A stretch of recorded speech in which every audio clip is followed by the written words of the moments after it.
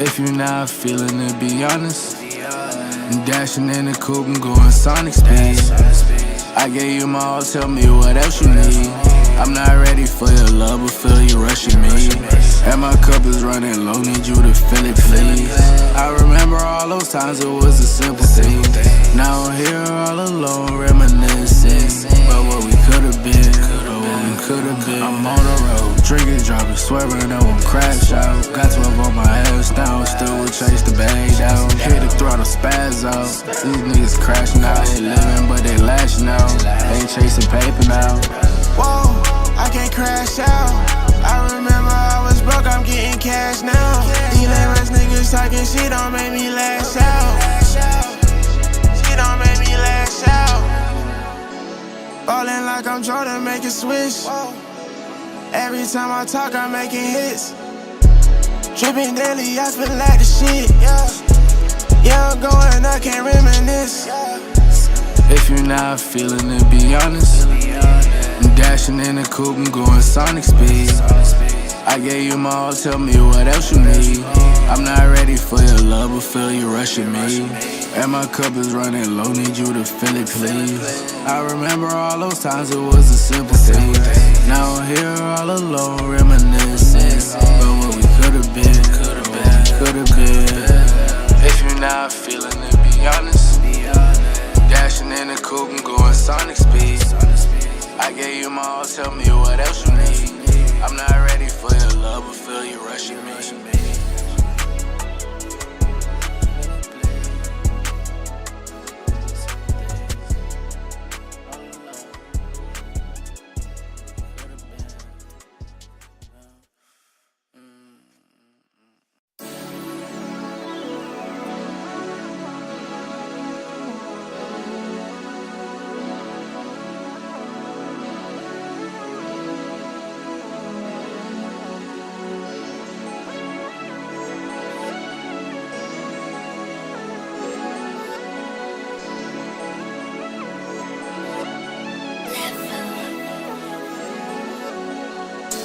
If you're not feeling it, be honest. I'm dashing in the coupe, I'm going sonic speed. I gave you my all, tell me what else you need. Yo, what's good with y'all? Welcome back to episode 25 of the Poneglyph Podcast, where we decode the world of One Piece and anime one poneglyph at a time. I'm your host, Jay, aka Milky Way Jay, here along with my co-host, my brother Ja. What's up, guys? Welcome back. Another Welcome week. back. Yes, sir. Yes, sir. So we got a pretty good episode I'm expecting today. Episode 25. We will be, of course, diving into some anime world news. We got a good little bit to talk about, some interesting things that's happened within the past few days in the anime scene. Then we're going to dive into our Tales of the New World segment, where we will be live reacting to episode 1159 that just recently dropped today. And then after that, we'll be finishing up today's episode with our Manga Mania segment, where we review the latest chapter 1181. How you feeling today, bro? I'm lit. I heard a lot of good things about the episode, so I'm ready to see what it's talking about. And yeah, I was looking at this description and stuff, not really giving us much on the episode. It just says episode 1159, and we'll get into the description when we get to the episode, but it's not really giving us much, but I'm excited for it. Yeah. Also the new chapter, how'd you feel about that? I don't want to say too much early, but yeah, I felt good. I don't want to for my anime onlys, I don't want to say too much too early in the episode. Keep it vague. But I enjoyed what I saw from both sides. A different chapter, different. Yeah, I don't know, I feel it's a little different. But yeah, we'll get there. A couple of things I did want to bring up from last chapter too, but we'll get there when we we'll kind of just last episode a couple I don't know, misworded things that we both kind of we're talking about that I wanted to address. It don't really help the straw hats, I guess I'll say, but yeah, we'll talk about it when we get there. But if y'all are watching us live, we appreciate y'all. Leave a like while y'all are here. And if y'all are coming back and catching the VOD on YouTube, smash that like button again. And then if y'all are new and y'all have not tapped into us before, or if y'all tapped into us a few times and y'all haven't really decided if y'all going to hit that sub button, go ahead and hit that sub button for us and show us some love. Especially make sure y'all leave that like though, because our episodes have been doing pretty well lately. Our shorts and stuff have been doing pretty well. So like the likes are definitely helping. And we're continuing to see a little bit more and more traction. What we do need to see is that sub goal go up. But y'all are showing a lot of love nonetheless. We appreciate that. And if y'all are catching us on Apple Podcasts, Spotify, any of our audio-only platforms, we appreciate y'all as well. Come join us on YouTube, catch us on the visual side of things. But if y'all are on the go and y'all have y'all only option to watch on or listen, we appreciate y'all. Leave a 5-star rating and a fire review for us. Last but not least, a little bit of, house cleaning before we dive into the episode. But check us out on our socials. Like I said, our shorts and stuff, our reels, TikToks have been doing pretty well lately. I've been, forcing myself to work a little bit extra hard on those and try and come up with ways to improve those and just get those out at a more frequent basis. Because we talk about a lot on these podcasts, and turning them to short form content is how we're going to get it out there and get people talking. Yes, sir. There was one more thing I wanted to say. Oh, yes. So on my main channel, Milky Way J, if y'all are unfamiliar, I've dove back into a little bit more anime, One Piece reaction things, and I'm going to be collab posting with this channel as well. So if y'all start seeing more frequent posts, just randomly throughout the week, just offhand videos. And like I said in that, my first one that I did the other day, I'm going to get Jai on some of these when he's free. Our schedules kind of conflict throughout the week, but whenever we do have that free time, I'm going to try and get Jai on a few of those offhand videos as well. So just look for those as well moving forward. But that's all I got for the intro. I know it was a little bit longer than normal, but just a few, things to touch up on. Well, without further ado, I think we should just dive straight into our anime world news. We got a lot to talk about, and the last one's kind of a mouthful, but it's a good conversation piece. So I kind of saved that for last, and let's dive straight into it. All right, first things first, Crunchyroll. They've been coming up a lot in our news lately. The world's biggest anime streaming platform is geo-blocked in Japan. Due to studio licensing agreements, audiences in Japan don't access the Western localized versions of anime. This means differences in subtitles, edits, and dub dialogue often go unnoticed by the original domestic audience. Man, I didn't really when I first read that, my mind went to, damn, the people who moved to Japan from the Western culture, that probably affects maybe a little bit, but I'm sure people who are from Japan and stuff, they don't really, I guess that wouldn't really be news to them or anything surprising to them. They get the raw, uncut, unedited version of it. What are they not getting? Invincible? No. I think it's just so all of the dub stuff or any edits that is made before we get it, they don't get, they can't even access. Damn. I think that's just within Crunchyroll. So they would still get Invincible and stuff. They could watch stuff like that. Okay. Yeah. But yeah, I was just for the people who moved over there from the Western regions. Yeah, Probably. lost a couple shows. I mean, they just, if you move there, I assume you plan on getting very familiar with the dialogue. So hopefully, eventually, it wouldn't be even matter. And I've always thought, like, manga and anime is probably just best for them over there. Like, they don't get any type of, like, they hear it exactly how the mangaka intended on it. They read it exactly how it was written. Like, no, there's between languages, there's always going to be slight changes and slight different comprehensions of things. So they get it at the purest form. I feel like we're the ones who kind of get affected by the changes. Don't do that. I got a little one that's enough. But yeah, thought that was interesting. I honestly forgot to report this last week, or I can't remember if I did actually. The Legend of Aang, the last Airbender movie, has been leaked online ahead of its October release. You need that? Oh, did I? I don't need it. I want to see it when it drops. You gonna wait till October? I'll wait, man. I'll wait.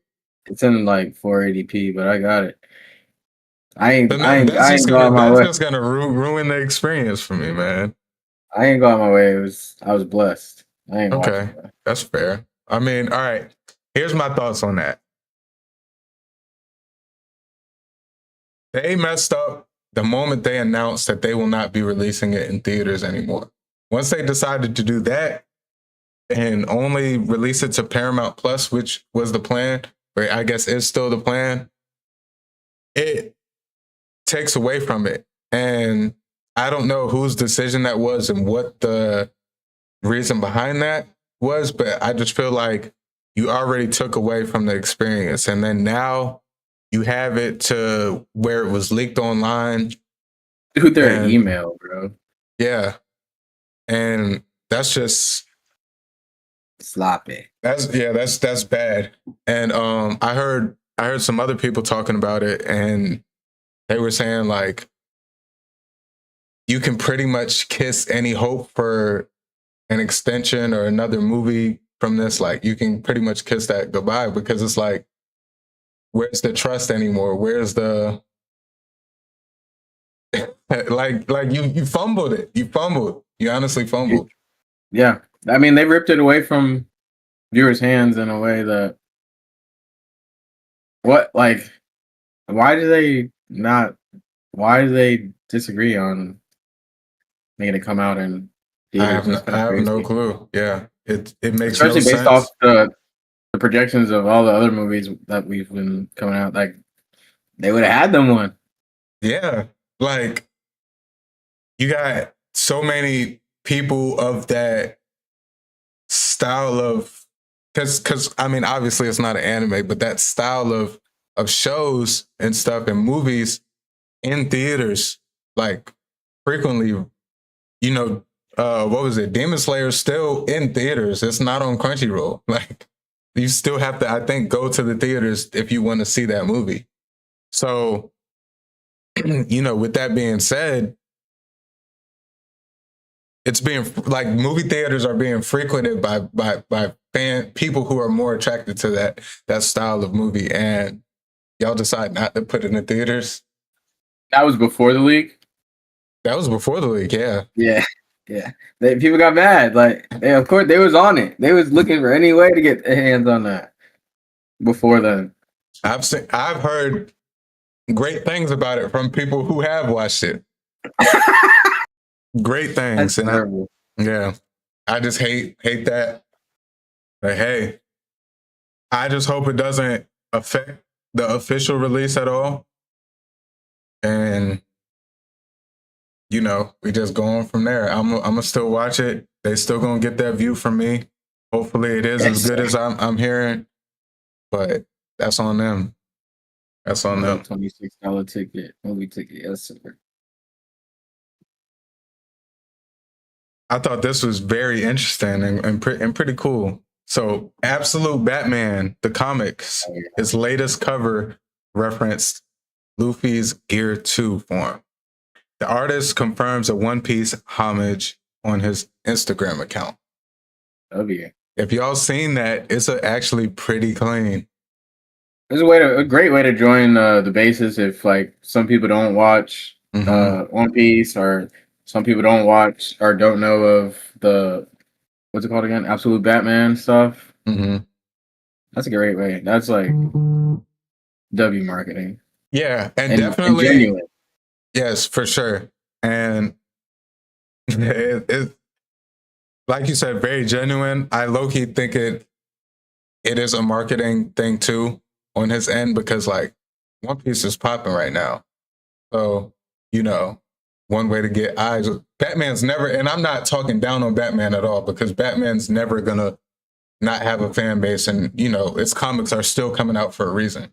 But a great way to draw attention to your comic is put one of the biggest, pop culture things right now, reference it, and do it in a way where you're paying respect, not just trying to steal, the community or steal the eyes. Like, you're paying respect, you're showing your appreciation for One Piece. And yeah, if y'all haven't seen it, go check it out. It's pretty cool. From what I've seen also about the Absolute Batman, it kind of like aligns with some of One Piece's going narratives, like with corruption and all the underlying things that One Piece brings. Supposedly, it does have some like same themes upon. Yeah, that's fire. Yeah. That's fire. Yeah, like I said, if y'all haven't seen that, go check that out. It's a pretty cool little cover page for his comic. All right. AnyWatch TV, 9 anime, and several other popular anime piracy platforms are currently down. This has been a recurrent thing recently, and we really see that they're cracking down on these websites and these piracy platforms. We talked about recently, I believe it was last episode, about how much money Japan is planning on putting into anime, and they're trying to actually make it a pillar in their economy, like a staple for, revenue in Japan.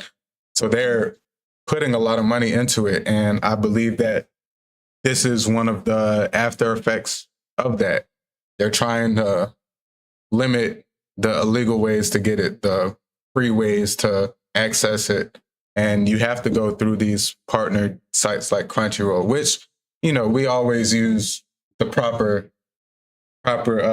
streaming services over here, because we're real fans. And honestly, like, I don't know, maybe it's just me, but speaking from experience, like, pirating anime is harder than just watching it, because like on the app, you always have places shutting down or in construction for weeks, and like you have to go to different sites, and then you got ads popping up. Sometimes it's just easier to, and some people don't have the money. I'm not saying everybody got to pay for it, but yeah, sometimes for me it's just easier to just quality of life. Yep. That's why I like manga. I just got my Shonen Jump. Yeah. That little $3 come out every month. I don't even think about it. Crunchyroll, I don't even think about it, because I actually use it. Like, out of all my monthly payments, like, I use those the most. But your thoughts about all these like platforms shutting down and them cutting down on piracy? I've seen some feedback on like TikTok and stuff talking about 9 anime and just people memeing on there, but yeah, it sucks. I'm in all agreement with you. Quality of life reasons, I'll stick to my apps, but I get, everybody can't, is not living the same life and stuff like that, but it does suck. Yeah.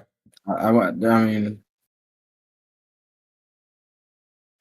looking sooner or later, it's going to be real tough out here for some people. Yeah.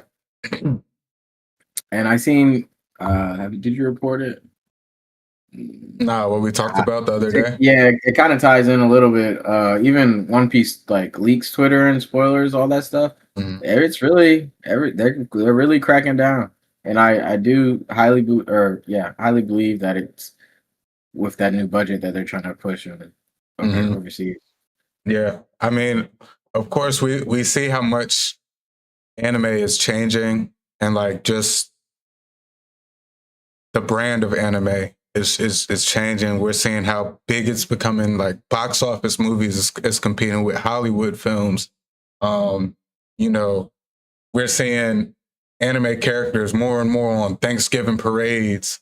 We're seeing all these food places pairing up with all these anime that we like. We're seeing them in commercials, Super Bowl commercials. We're just seeing how mainstream anime's really been shifting. And it's really been over the past 10 years, like we've seen the shift and the growth of it. But especially as of recent, how in your face anime is, even if you don't know about it, like you know what it is, you know it's anime. So with that being said, I just feel like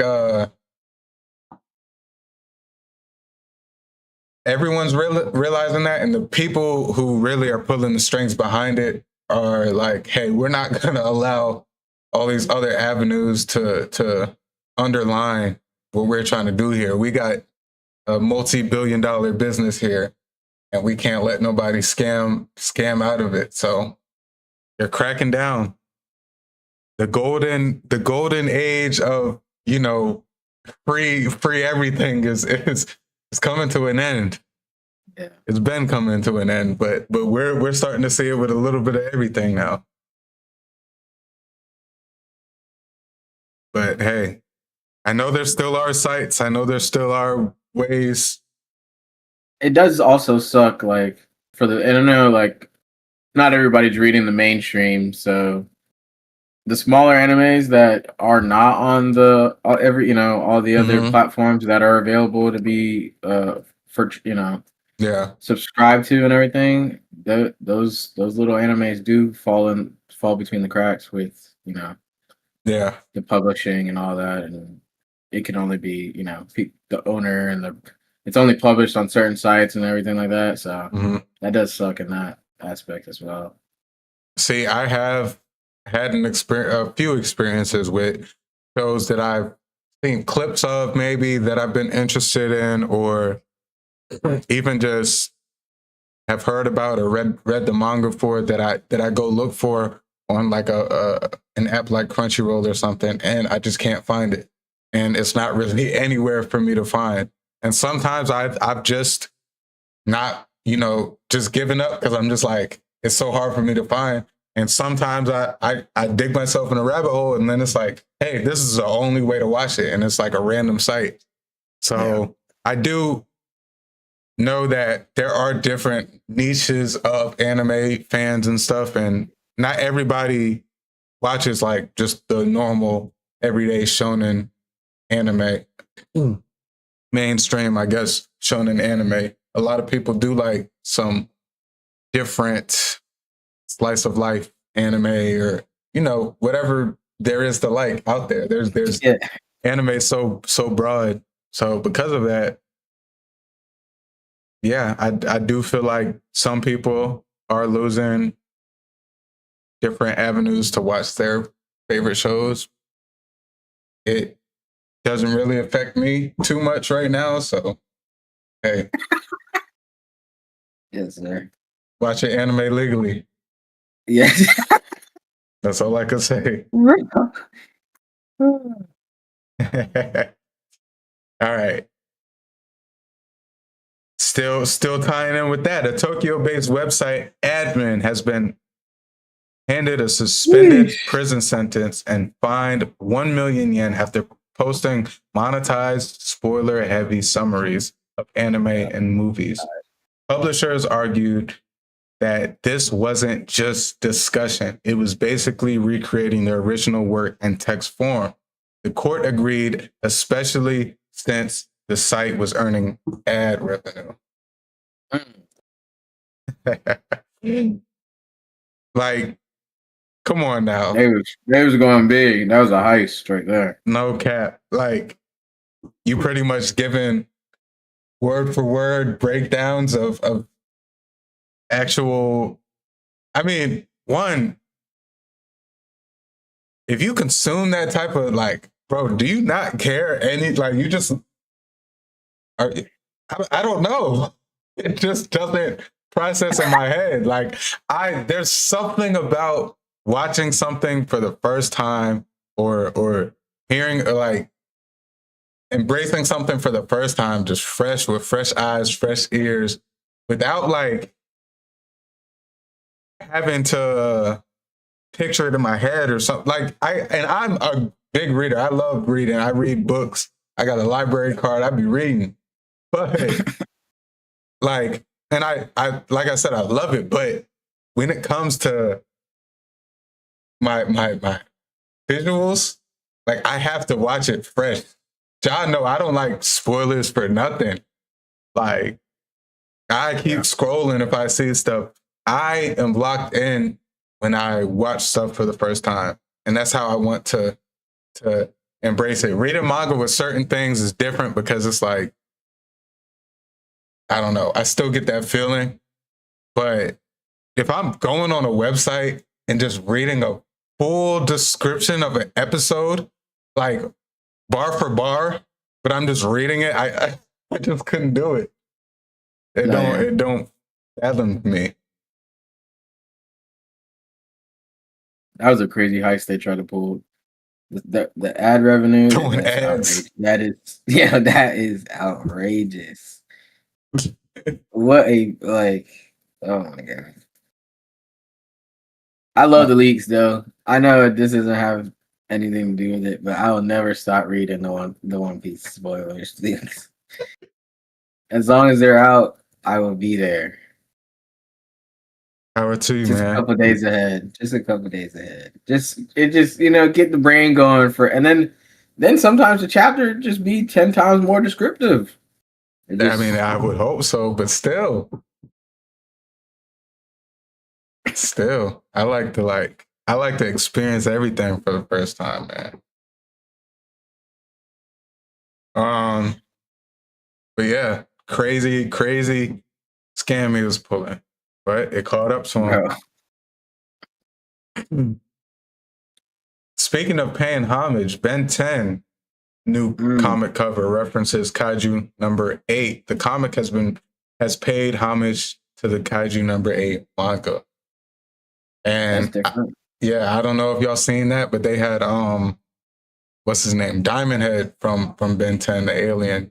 They had him kind of it was just kind of like the same pose, like angle as Kaiju number 8, and they kind of have similar builds, I guess. Like if you just look at them like as a shadow or whatever, they kind of have similar builds. So it was pretty cool. I think y'all should go check that one out too. I was a big fan of Ben 10 growing up. Used to play the video games. Used to watch all the different they got like 3-4 different shows that came out like while we was kids. But the original one, nothing beats that one. But yeah, being a new fan of Kaiju number 8, it was cool to see. I didn't know Ben 10 was coming out with comics still, but apparently they are. I didn't know they had stuff like that. Man, I can't wait for Kaiju number 8 to come back. I think it's the last season now, but still. Yeah, I think the manga's ended. Sad, but that show was a banger. Yeah, definitely good. Love Kaiju number 8. Excited to see the ending. Yeah. All right. Blue Lock live action film is set to release in Japan on August 7th of 2026. Global release dates have not yet been revealed. You haven't right? Yeah. You haven't. It's pretty good. I think it was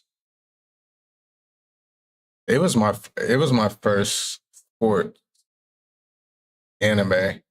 I guess if you don't consider like martial arts, well, it's a sport, but if you don't consider that sport anime, because martial arts is common in anime, a lot of shonen anime. So,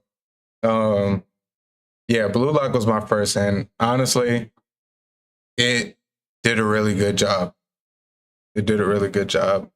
It's still coming out, but I haven't seen the most recent season, but I know for sure I've seen the first season. I've seen the movie.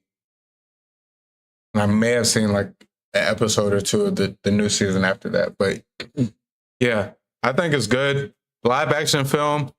Hey, it shouldn't be that hard to do, right? Recreate. Super animate soccer players.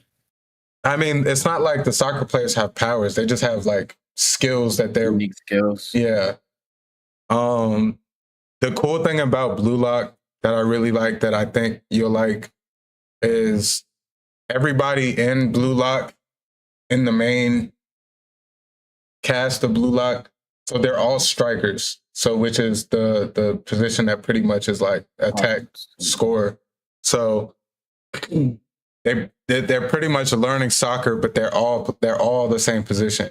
But they all have unique skills that, like, some people are super fast, some people are super quick, some people like are just so smart, some people's dribbling skills, like they all have unique skills and stuff. And it's very intense. Like they have the high intensity as if they're battling it out. Like you feel like they're fighting to the end. And they going hard on the soccer field, man. Going hard, man. Main character, you know, I don't want to say too much, but like, you know, average guy, pretty, you know, has good skill sets, but has to, like, he's not as adept as a lot of the other people with his skill set, like in tune with his skills. Like he has to really tap in, learn what it is, what makes him unique and makes him like, and he's like just getting by. And then he's like starting to get the hang of it. It's pretty good. It's pretty good. Early Aaron Yeager type. I wouldn't say. That's what it sounded. That's where my head just went. You started saying that. Yeah. In some ways, yeah. Attack on Titan is just a crazy comparison to like. I was watching an episode the other day. It was like talking about everybody's skills on the squad or whatever, but that just made me go there. Yeah. I think it's worth checking out. I don't know much about this live action film. I'll probably end up checking it out when it does release globally. You know you're going to see that shit. I'll probably not. Well, I don't know if it's going to be like a theater release. They don't really have that info out. If it's in the theaters, I don't know. That might be one I miss. I don't know. That might be one I miss. I don't know. It's like Blue Lock's good, but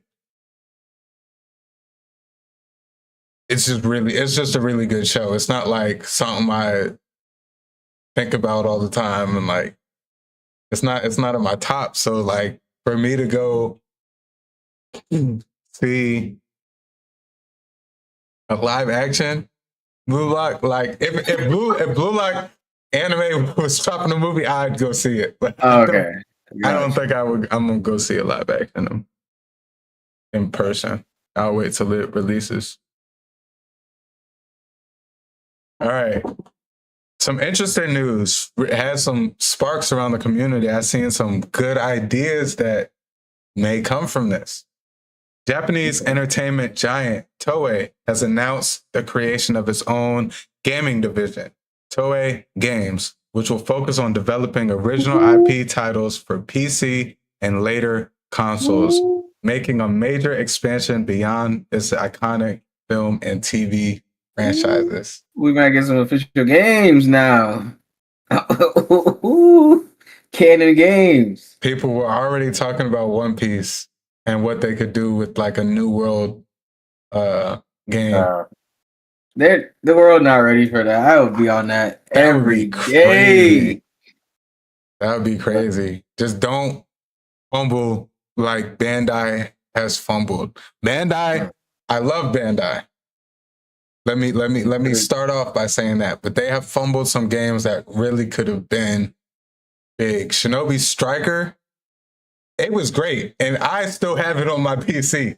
Like I enjoyed my time playing with it. But the community died off of Shinobi Striker. And with good reason. Like the game is, I can get on now and it's very similar than when it first dropped. Very similar. Very similar.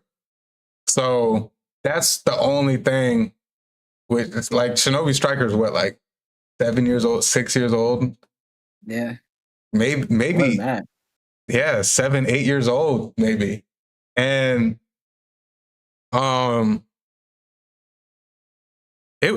it's a good game, but like I do feel like they fumbled. And like since they've had the Naruto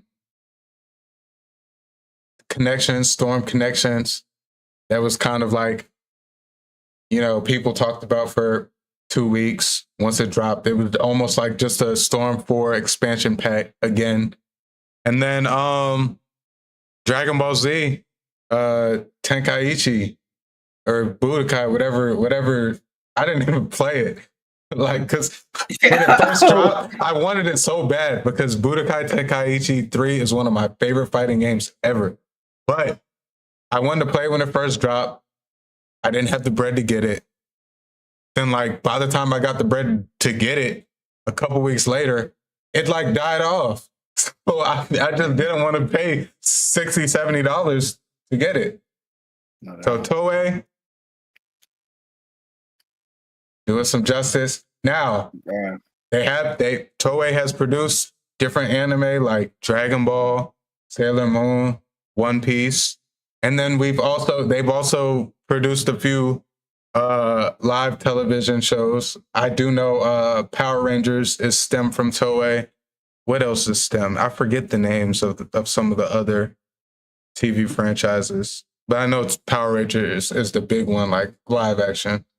But everything they have dipped their hand in so far has been pretty good.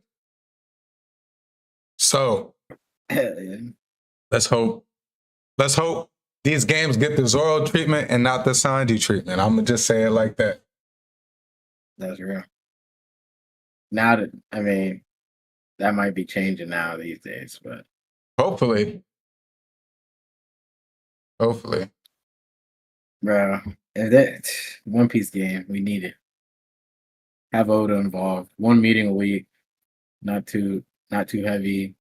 Oda's calendar. Like, bro, think of it like, all right, it doesn't have to be completely like one big server. Let it be like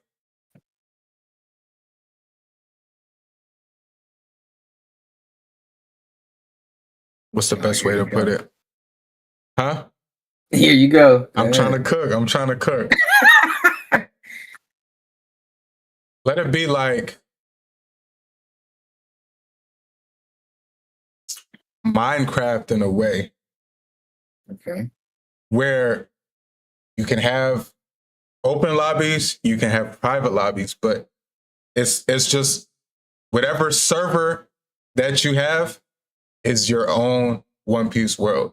And anybody that you invite, it could be, you could put a limit of 100 people, however many people you want, whoever you invite. Obviously there's NPCs and everything throughout the whole world. You choose a path, pirate, marine, revolutionary, just I wouldn't really say bandit, but like there's loose end people who still have their strengths and stuff. Yeah. Holy Knight. What I don't know how you want to do it, but you put different pathways in each server, and there's just a plethora of things that you have to do in order to, just continue to progress your character. I feel like that's a little bit different. That takes like you can have similar customizations from like a Shinobi striker, like to uniqueness and have individuality about your character. But you're kind of once you can make changes in your paths, but you have to reach certain stages in like your progression. And I'm just kind of spiraling off the top right now, but like just my thoughts of what can be with just like a game where you have free customization, free choice to where like, you know, your paths and stuff are important. And like, bro, what if like there's days and stuff and like every day there's big updates on like stuff that happens throughout the world and like people's bounties go up. Like, bro, the things they could do. Toei, take y'all time. Give it if y'all gotta wait till 2030, I don't care. Honestly, like, but like just think of what could be. They could do like a turns type of style of shit to do like the update, that world update. Like everybody has the same turn. You go do a challenge mission or whatever in that turn, whatever comes of that day and everything, or that week or whatever time passes. The turn ends and you get like a good overview of what everybody's doing. And I think a cap on bounties per level. So like if you're like a level 20, like your bounty can't go over 1 million. Like until you level up, because you know some bounties would get so high so quick, and obviously in One Piece, like we've seen Luffy shoot up, but you know Shanks has kind of been the same. Big Mom, all the top tiers have just kind of kept their bounty from the time the show started to now. Whereas Luffy's, we've seen obviously him shoot up. So like once you get to certain levels, it's harder for your bounty to go up. Like. Stuff like that, but I didn't mean to cut you off. I'm just you good. Open world. I would love that. I would love that. But even if it's like so, and maybe like a little butterfly effect in there. That decision you made there affects that one down the line. Yeah, or you choose to go to this island. You're forced to go to like you can't go to this island right away. Your log post takes you to this island.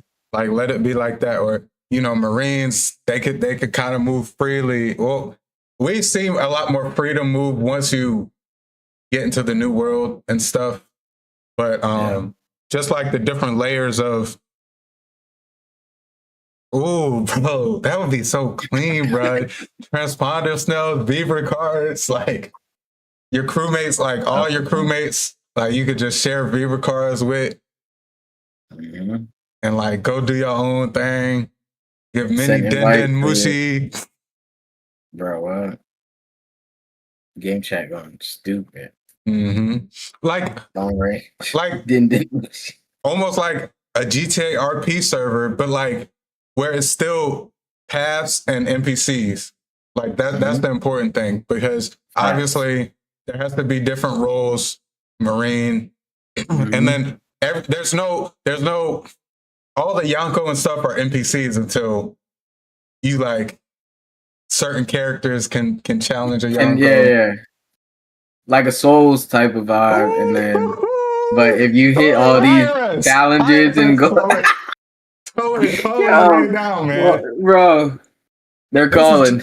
This is just 10 minutes of talking about it. If y'all give us the big budget, the right amount of time, we'll cook up a game all day. We'll cook up a game, man.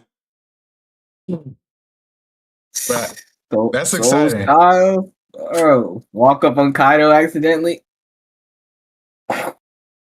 Restart your pirate. You gotta restart your pirate.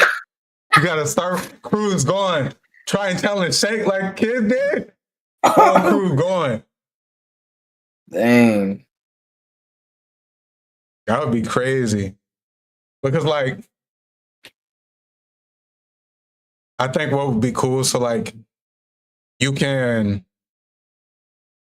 get your crew, so your crew can have like a max of like, let's just say 5 people, 5 like playable like us. And then, but the crews can be like 15 big in terms of like extras. So you can have NPCs and stuff, but like you can only have 5 playable people per crew and stuff. That Okay. an actual One Piece game. It could take 10 years. I don't care. I don't care. I will like wait for it. Yeah. I will wait for it. Just give us the announcement and let us know it's in development. Right. We'll be satisfied. You see what we've been doing with GTA 6? You don't think we'll wait for a good One Piece game? Come on now. Come on now. By that time, One Piece could be finished, so you could actually like know how you want to have everything be. Dang. Have the whole plot ready, whole script. Mm-hmm. Just got to do it Oda right. could be done with the manga so he can help out with the game. Yo, I could actually see Oda's one of the mangaka that I could see like trying to be hands-on with a game like that. That would be everything, bro. Man. All right, let's keep it moving though. Let's keep it moving. I don't want to get stuck too long. I could talk about them making a One Piece game for the whole podcast. Yeah. I'm gonna change the title to One Piece game. All right. Takahashi Hirano is a Japanese lawyer who worked as a consultant to Gege Akutami on the development of Higuruma and the legal concepts of the JJK world. It was a real lawyer who helped shape one of the most complex characters in JJK. That's unique. That was an underrated fight too. The Yuji versus what's his name? Higuruma fight. Because Yuji didn't have any, I don't want to spoil it because it's still new, but like Yuji having a fight with no cursed energy and straight grade. And him having to like in a way outsmart a lawyer in order to win that fight. Like they was boxing. It was a good fight. That whole season, man. Yeah. Cooking. I just put Jit on. She messed with it. Okay. So that's easy. Yeah. Hell yeah. Get to see Maki again. I can't wait. Woo. But yeah, I think that's interesting that he used a lawyer to actually consult on how he wanted to structure that character, and I guess that fight with him. All right. After 11 years, Black Clover is reportedly coming to an end on April 30th. The final chapters are expected to be released together, wrapping up Asu's journey to becoming the Wizard King. Dang. What the heck? Yep. 4 days. Right around the corner. And those will be the last releases of the manga. So, I mean, we got probably a couple more years of the anime. Maybe 2 to 3 more years of the anime. But yeah, the manga. How far is the manga? The last chapter will be 392, I think I seen. So I don't know in terms of like where we're at in the anime. Yeah. I don't know what manga chapter was left off in the anime, to be honest. I could look it up right now, actually. Where they left us at on the anime, though, that threw me for a curve, boy. I did not see that happening. They finna drag that out. It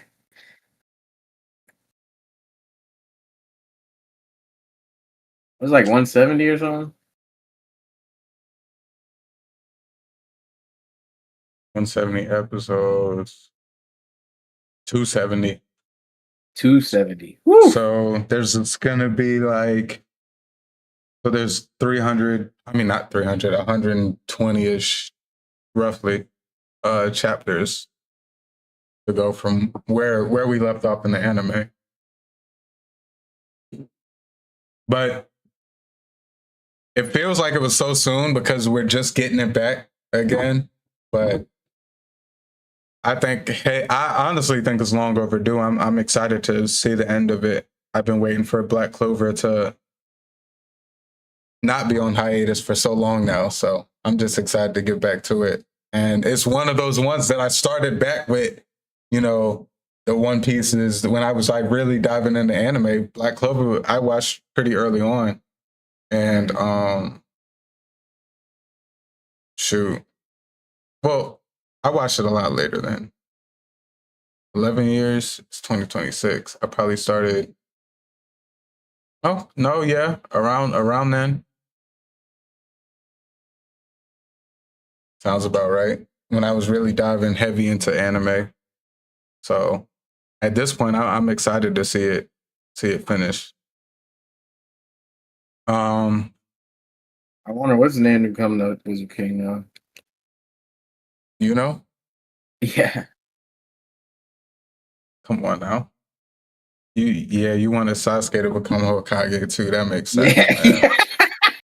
Man. Yeah. That makes sense, man. All right. Last but not least, this one's a little bit long-winded, but let's talk about it.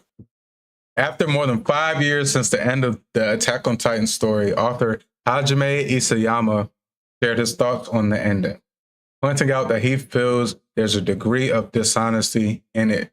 He also spoke about the reasons that led him to have Eren commit those crimes. Part of it was my desire to create a narrative with a major twist where the victim becomes the perpetrator.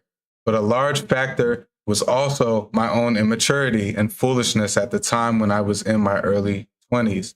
In the end, without fully committing to portraying Eren as a detestable figure, I found myself depicting him with a certain closeness and sympathy. As a result, I feel there remains a sense of insecurity in the story's conclusion. Okay. Is he gonna? All right. So remember a couple months back, we touched on people making alternate endings to AOT. Yeah. Mm-hmm. He should do it. He should do an official one. If that's how he really feels, You think so? just do it around 2 hours Why more. not? 2-hour episode or something. A movie, alternate ending. That wouldn't. That's fully be crazy, up to though. him, though. He could write it in a manga and release it, and then He could write it in the manga and if they they adapt want it. to adapt it, they would. I mean, I'm sure they would, but Dang. I don't know. I've never not been a fan of. Like, I know it's kind of popular to not be a fan of the AOT ending. I didn't really mind it. I thought it ended pretty well to me. Yeah. I've always been interested to see other endings, but at this point, I feel like I've heard so many others that I don't know how I would feel. Like, if he made an alternate ending and it's just like something that we've heard before, then it's like, Yeah. I mean, yeah, but I wonder where his head's at, like in terms of like when he's thinking, because like I said, it's more than 5 years since it ended. And he's just now, I think there's like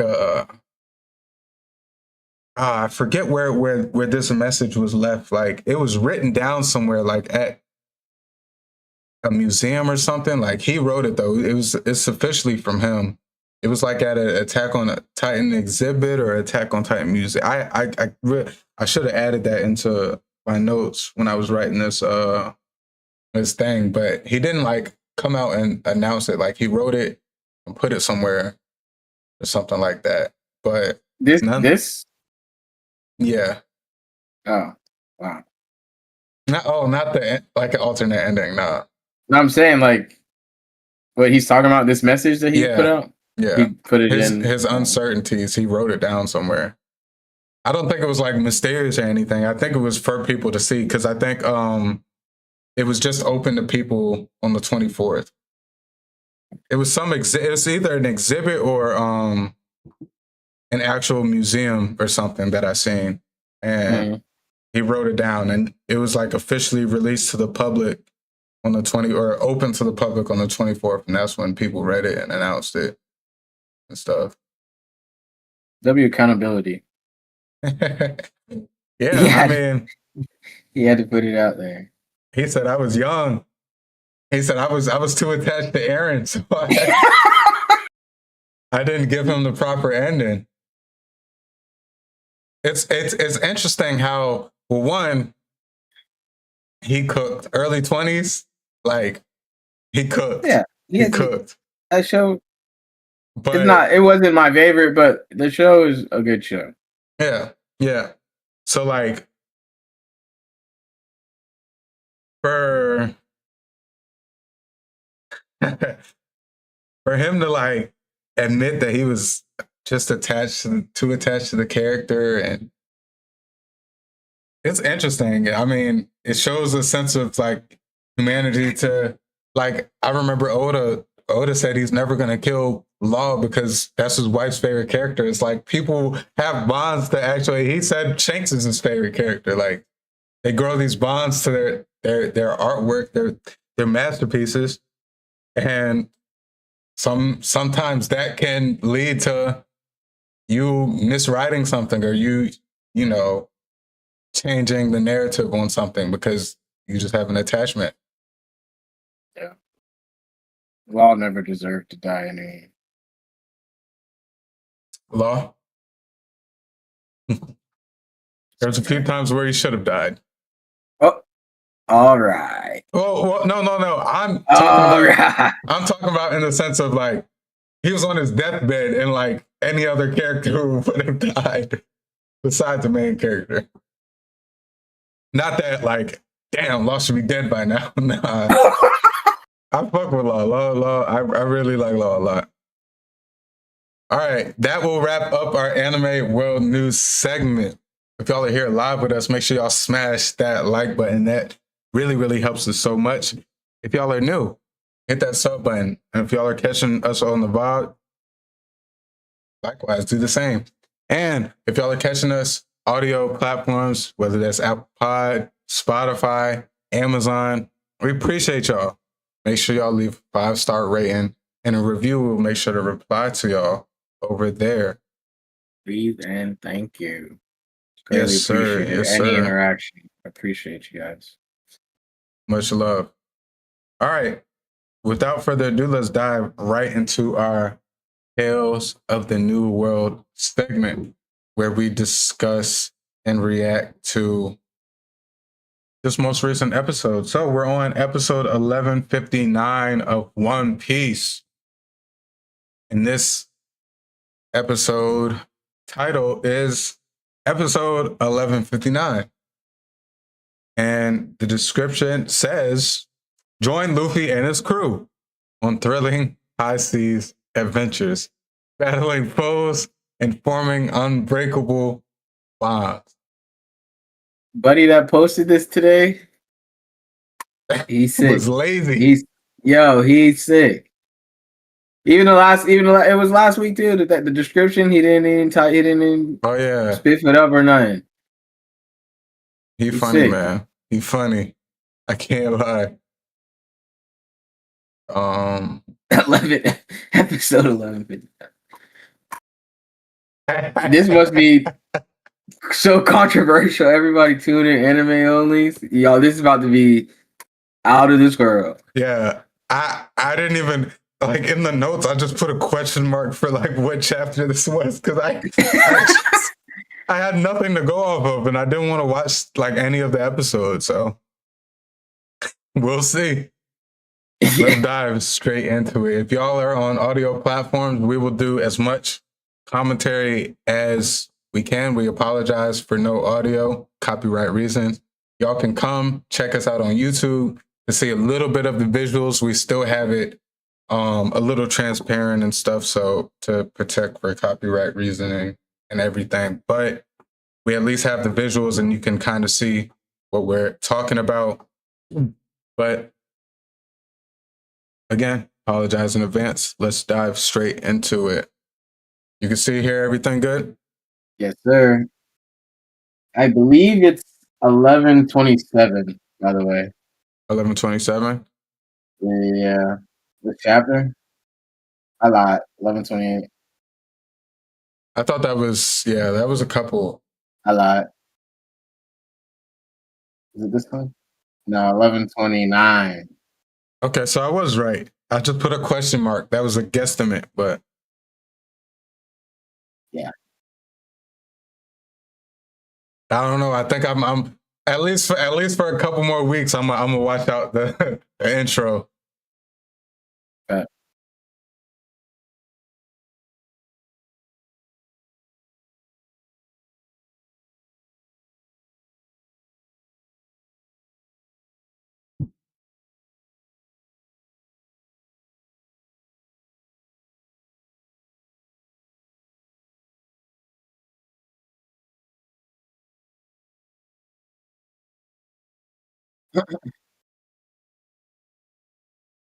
I didn't expect Colin to have pink hair. yeah.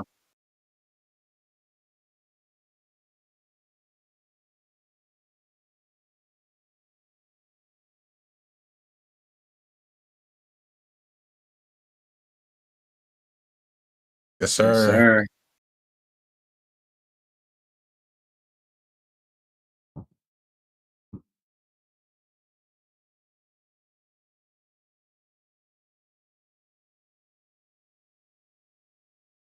Sun God.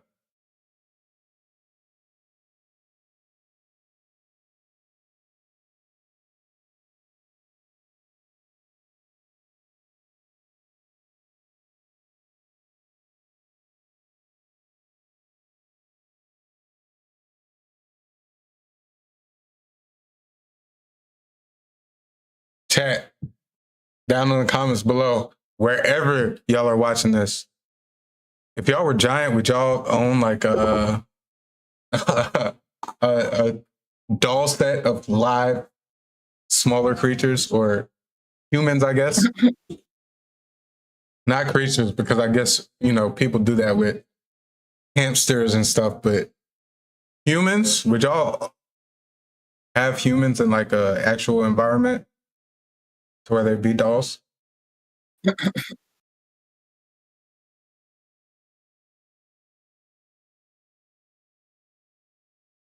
Dang.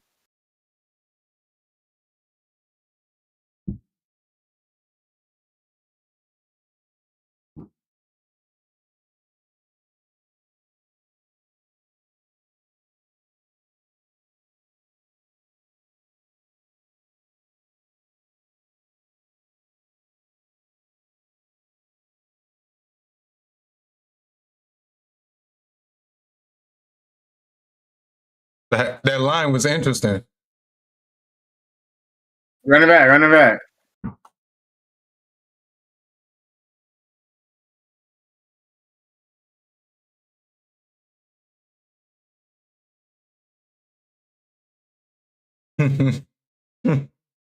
Title of this episode. Or no, it was in the thumbnail.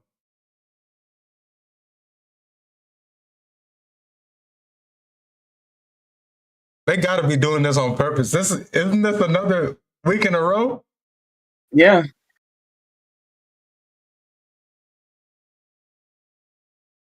We'll talk about it once we get to the manga. It's gotta correlate. Yeah.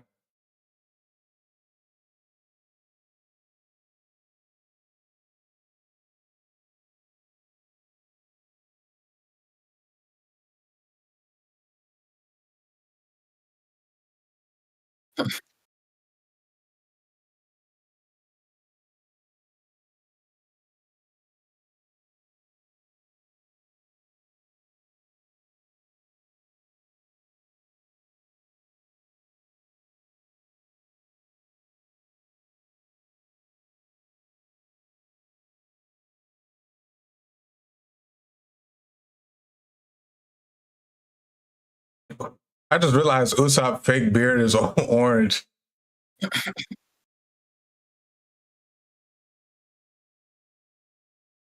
Uh-oh.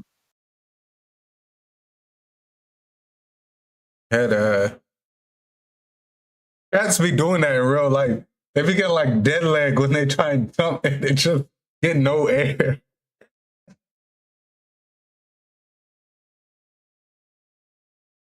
Arigato.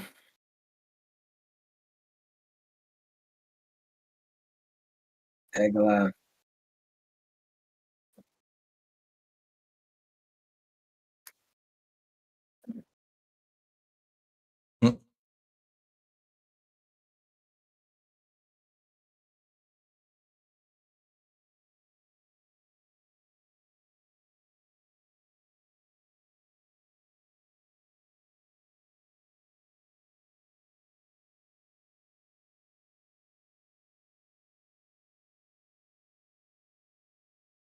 Do it to him.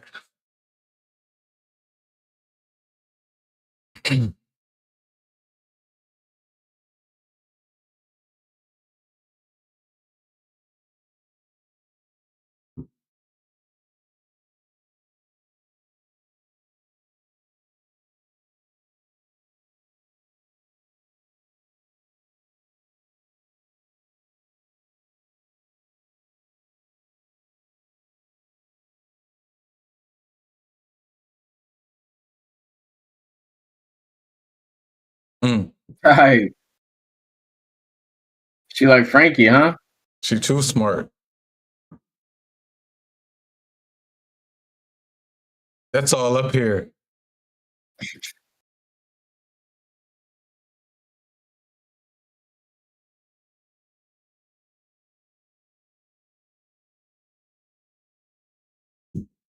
You just made me think, bro. It's like, Frankie, you done been through all this, and you still remember how to build that ship? Like you can just Bro, go he build don't it. remember that. He don't remember, bro. It's like, bro, you can go build it right now. He don't remember, bro. Don't believe that, nigga. He been through so much since then. He still just remember to build a ship right now.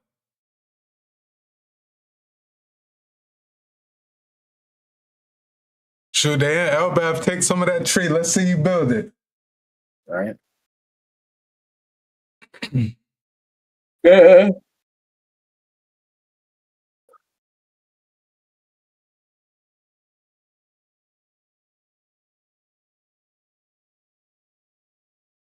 Oh,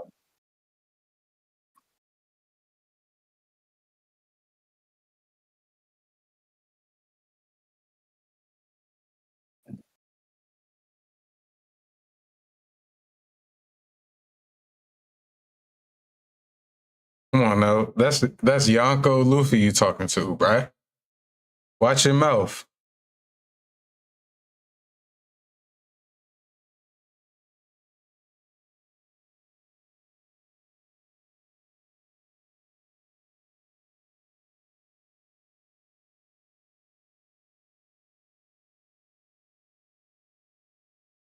uh-oh.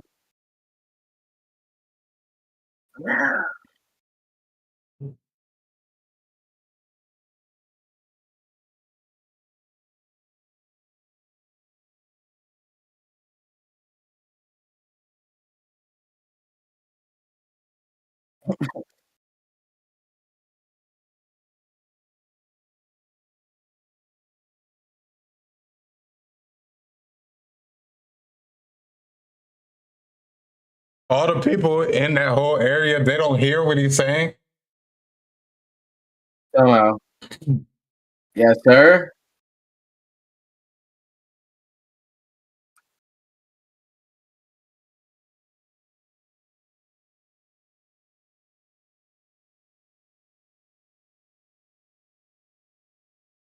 Chicken wing. Jeez.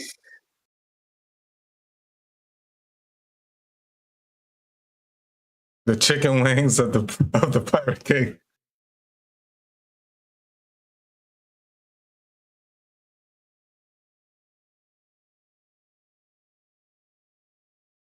Yeah, hi.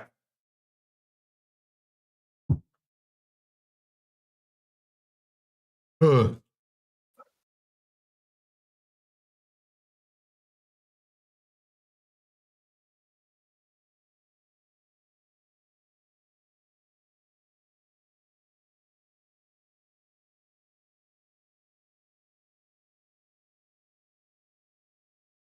How would the prince feel about this?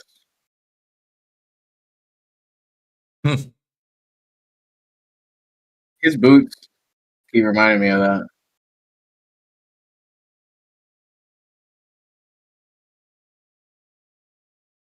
Mm,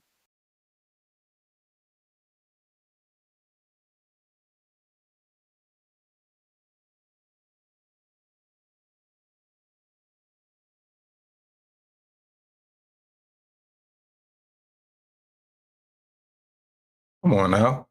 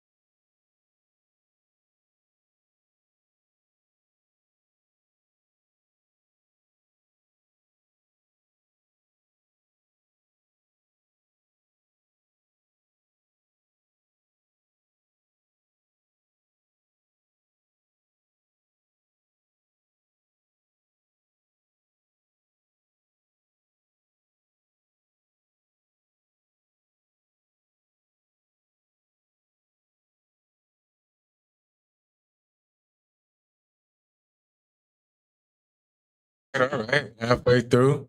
What you thinking? cool episode, you know. We get through it. Everything's animation side, everything they patched all that up. Let's move. Not the most exciting chapter. Yeah, I think this is the last one like this though. Yeah, it should be. I think from here on out we get busy. Hell yeah. Yeah, we do.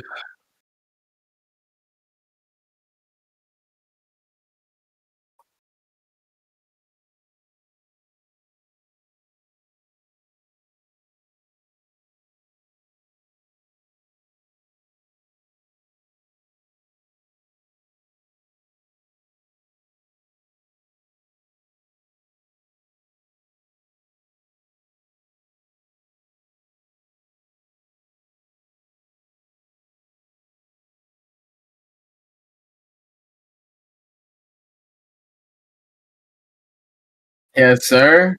Step up, boy. Yonko sniper. You're just shooting a wall, bro.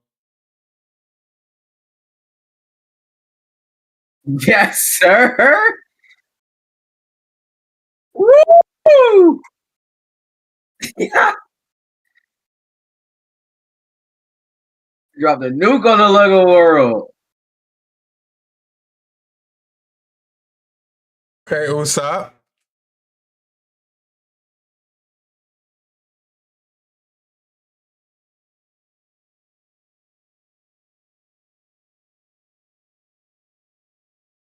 Oh.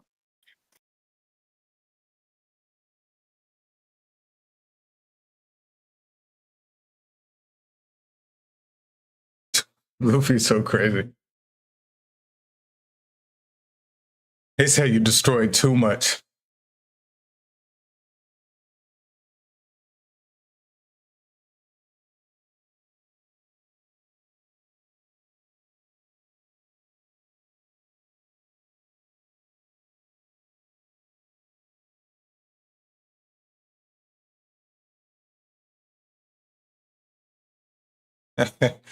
Not the best episode ever. Yeah.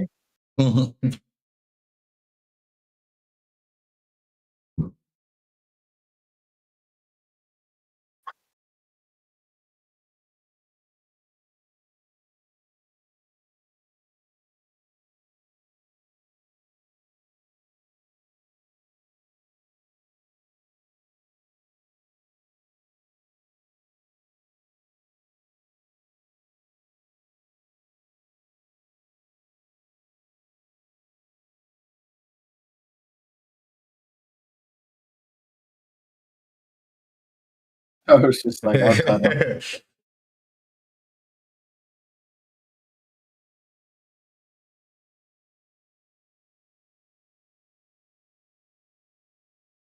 Yeah.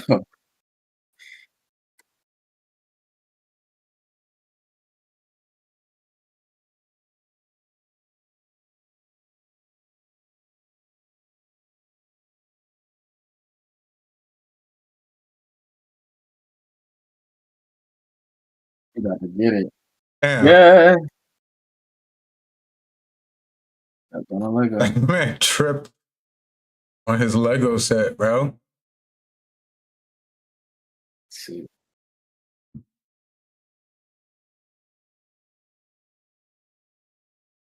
Fell down to my knees when the law came.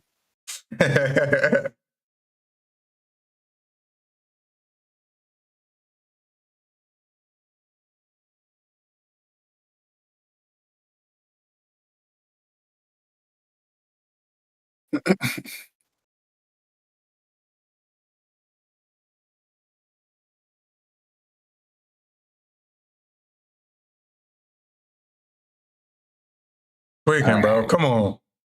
Come on, Sanji.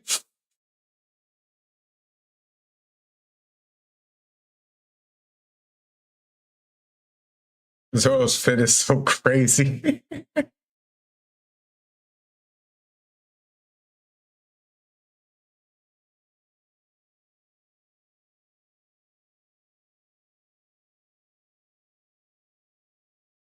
Uh-oh.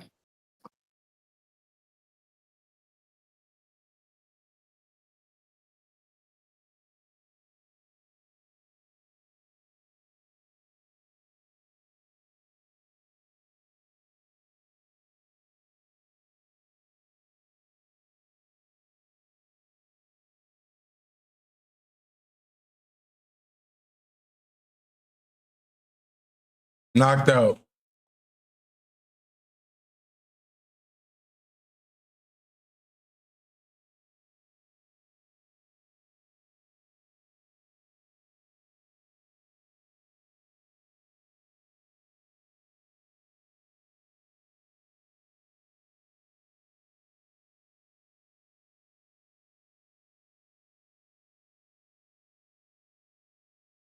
It's sick. He got to waste it and they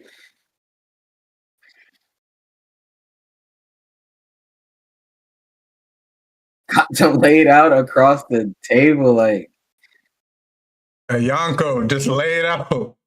yeah. Whitebeard would never.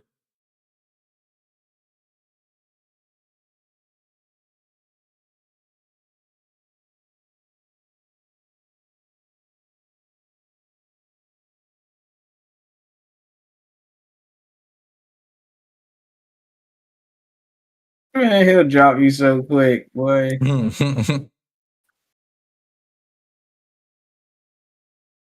All right.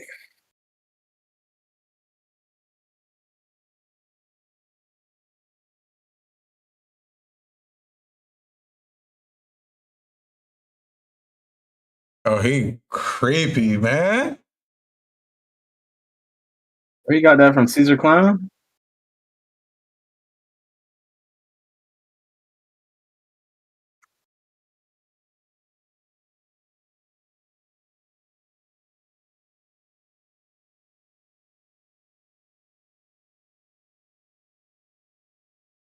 Uh-oh.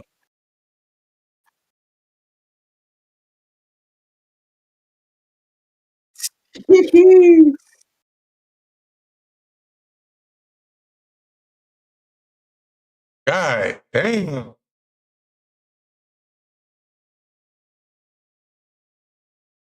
Hold on, Nami.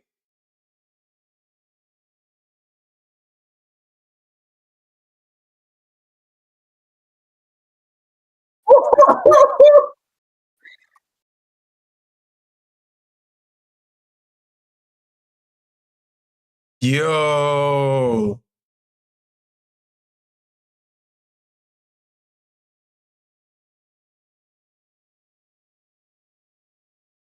Hey, they did their thing with this animation, man. I'm excited for what we got in store.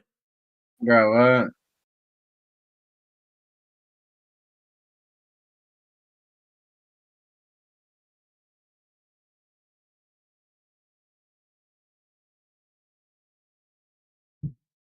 He snapped. Uncle Crew human with no hockey.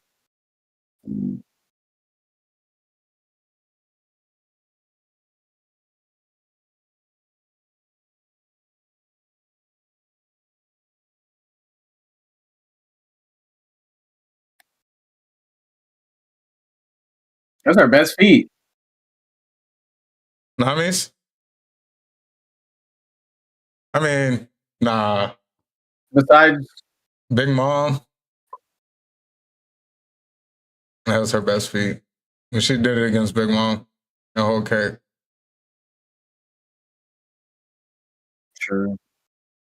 I think so. I mean, I think that's a better feat than this guy. It just looked too clean. I started glazing on that. Yeah, nah. They look clean. And how big Zeus got, that was Yeah. fire.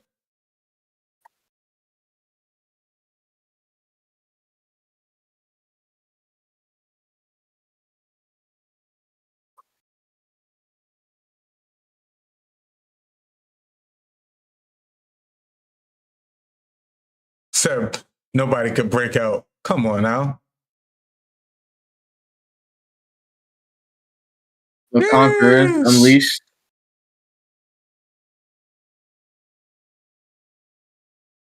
That boy Sanji still got the J in hand.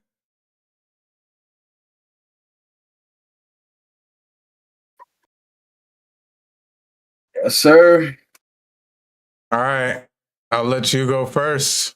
Give me your thoughts. Episode 1159. Hey, I guess it lived up to the name and the Yes, sir. Never forget. Bro. Overall, great episode. They did their thing on their time off with this animation and the pacing. It's pretty 1-to-1 with the chapter. That being said, what was I about to say? I'll give it a Warlord. Not much happened. It is almost as kind of a filler episode, but we got to see, it's a part of the story. Yeah. It's good to see, just the animation does ultra clean, bro. The little sneak peek of what's to come with Zeus and Nami. Even the Usopp thing was fire. We got it, we're still getting bits and pieces of what's to come. Yeah. When it all turns up. But yeah, I'll give it a Warlord. Some, average, casual, not too much going on. W animation. Oh, the sounds. I'm loving the sounds. I remember they hired that sound guy, the new sound guy. Mm-hmm. Yeah, the last guy stepped down. Yeah. Mm-hmm. I think I'm gonna give it the same as you, a Warlord. For similar reasons. Visuals, top tier, everything looked good, smooth. The pacing of the episode, in terms of the chapter, it was smooth. Like I said earlier in the episode, this is definitely, I believe, the last episode where, we're kind of just dilly-dallying around. But from here on out, I think it's pretty much an uphill. We start reaching the climax or going towards the climax of the arc. So very next episode. Yeah, it's definitely definitely expect some big things, no pun intended, moving forward with the anime. Like I said, we'll give it a Warlord. Sounds were great, visuals were great, pacing was great. When we got this chapter, when we were reading it, we started after this it came out. But even reading this chapter, it was just like, that's probably why it was such a blur to me. We weren't week to week at this point. It was a little bit further in Elpah, I think. Yeah. I think Next episode should be crazy. next episode is gonna be clean. I don't know how crazy in terms of like jam packed it's gonna be, but we at least get a reveal. The first reveal we're waiting for, right? Yeah, it's very next episode. Oh, actually, no, we should see some people. We should see a few reveals. I'm thinking about one specific scene. Ooh, straight into it. Let's get it, man. I'm excited. And then the one after that's probably gonna be some lore. Let me see.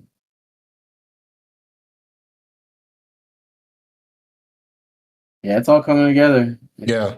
This is the last. Back and forth with that one, and the remainder of that, yeah. You get a lot. The next two, get a lot. Mm-hmm. Yeah, this is the last chapter where nothing really happened in this chapter. They just finally broke out, but yeah. So this is the last chapter of that. We should get, or not chapter, episode of that we should get moving forward. So yeah, giving it a Warlord. It was good. Nothing to complain about.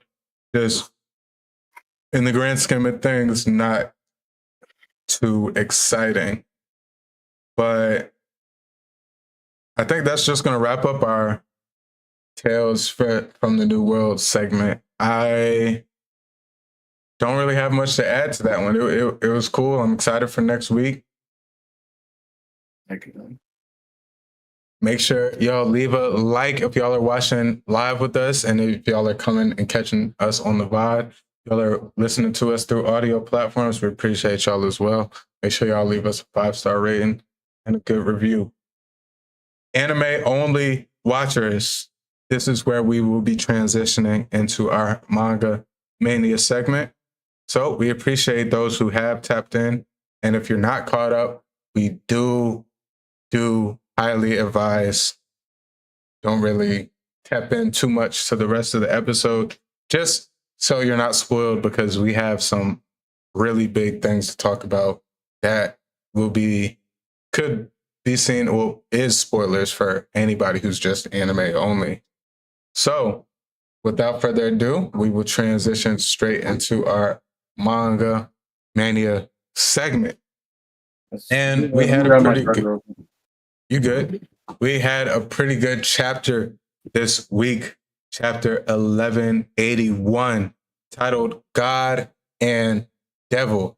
And it was funny earlier in that episode when they were talking about Road, or what, everybody doesn't, the anime viewers don't know to be revealed as Road yet. When Zora looked up and referenced him, and he said, is he a god or a devil? Because obviously everybody was already referring to him as the sun god. At least the people who were living in his entrapment. But God and Devil is the title of this chapter, chapter 1181. And I'm excited to dive into it. First things first, we have our reader's request cover page. And this one is Carrot singing and walking over pan sharks lined up in the sea by Michi Nakahara. Did you have any initial thoughts on this? Honestly, no. It's good to see Carrot again. Our favorite. What are they called again? Minks.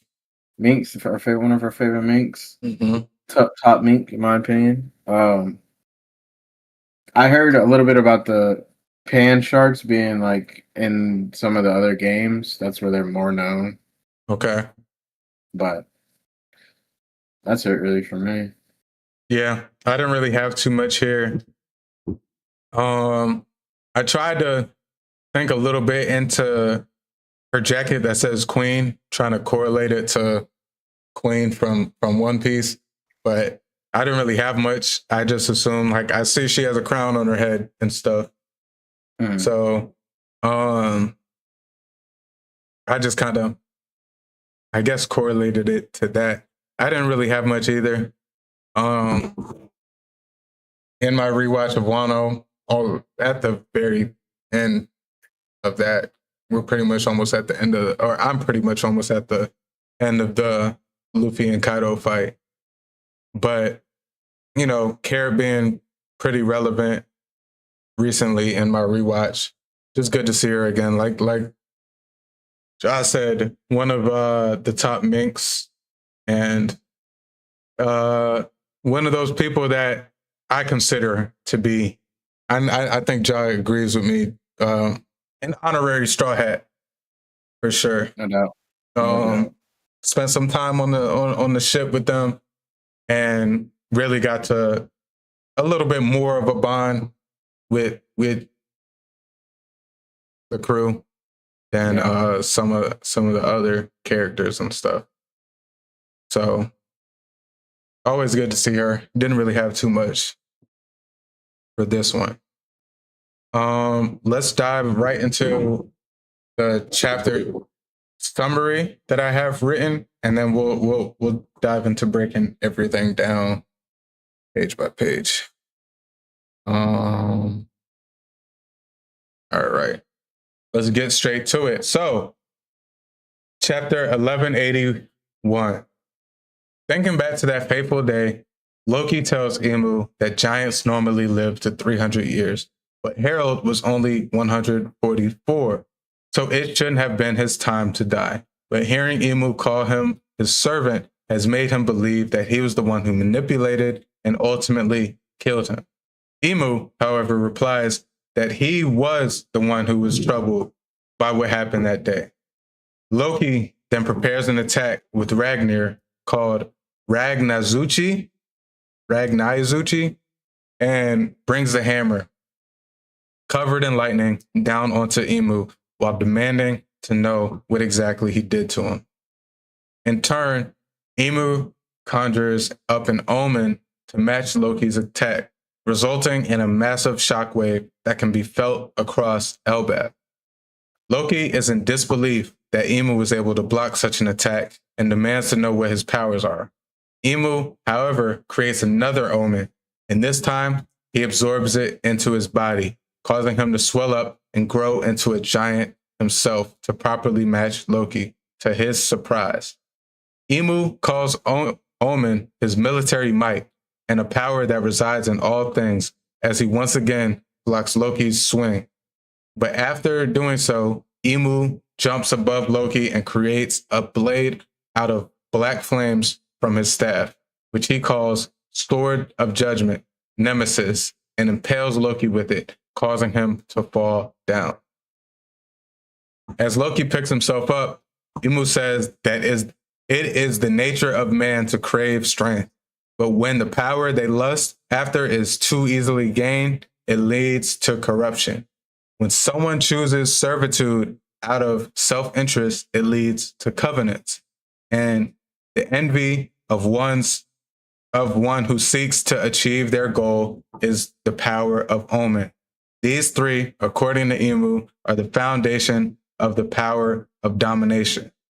All while he blasts Loki with another ball of black flames, which hits him point blank and causing him to falter. Imu then offers Loki with the power of a god in order to surpass all others, but Loki rejects it and brings Ragnar down onto him, only for him to dodge.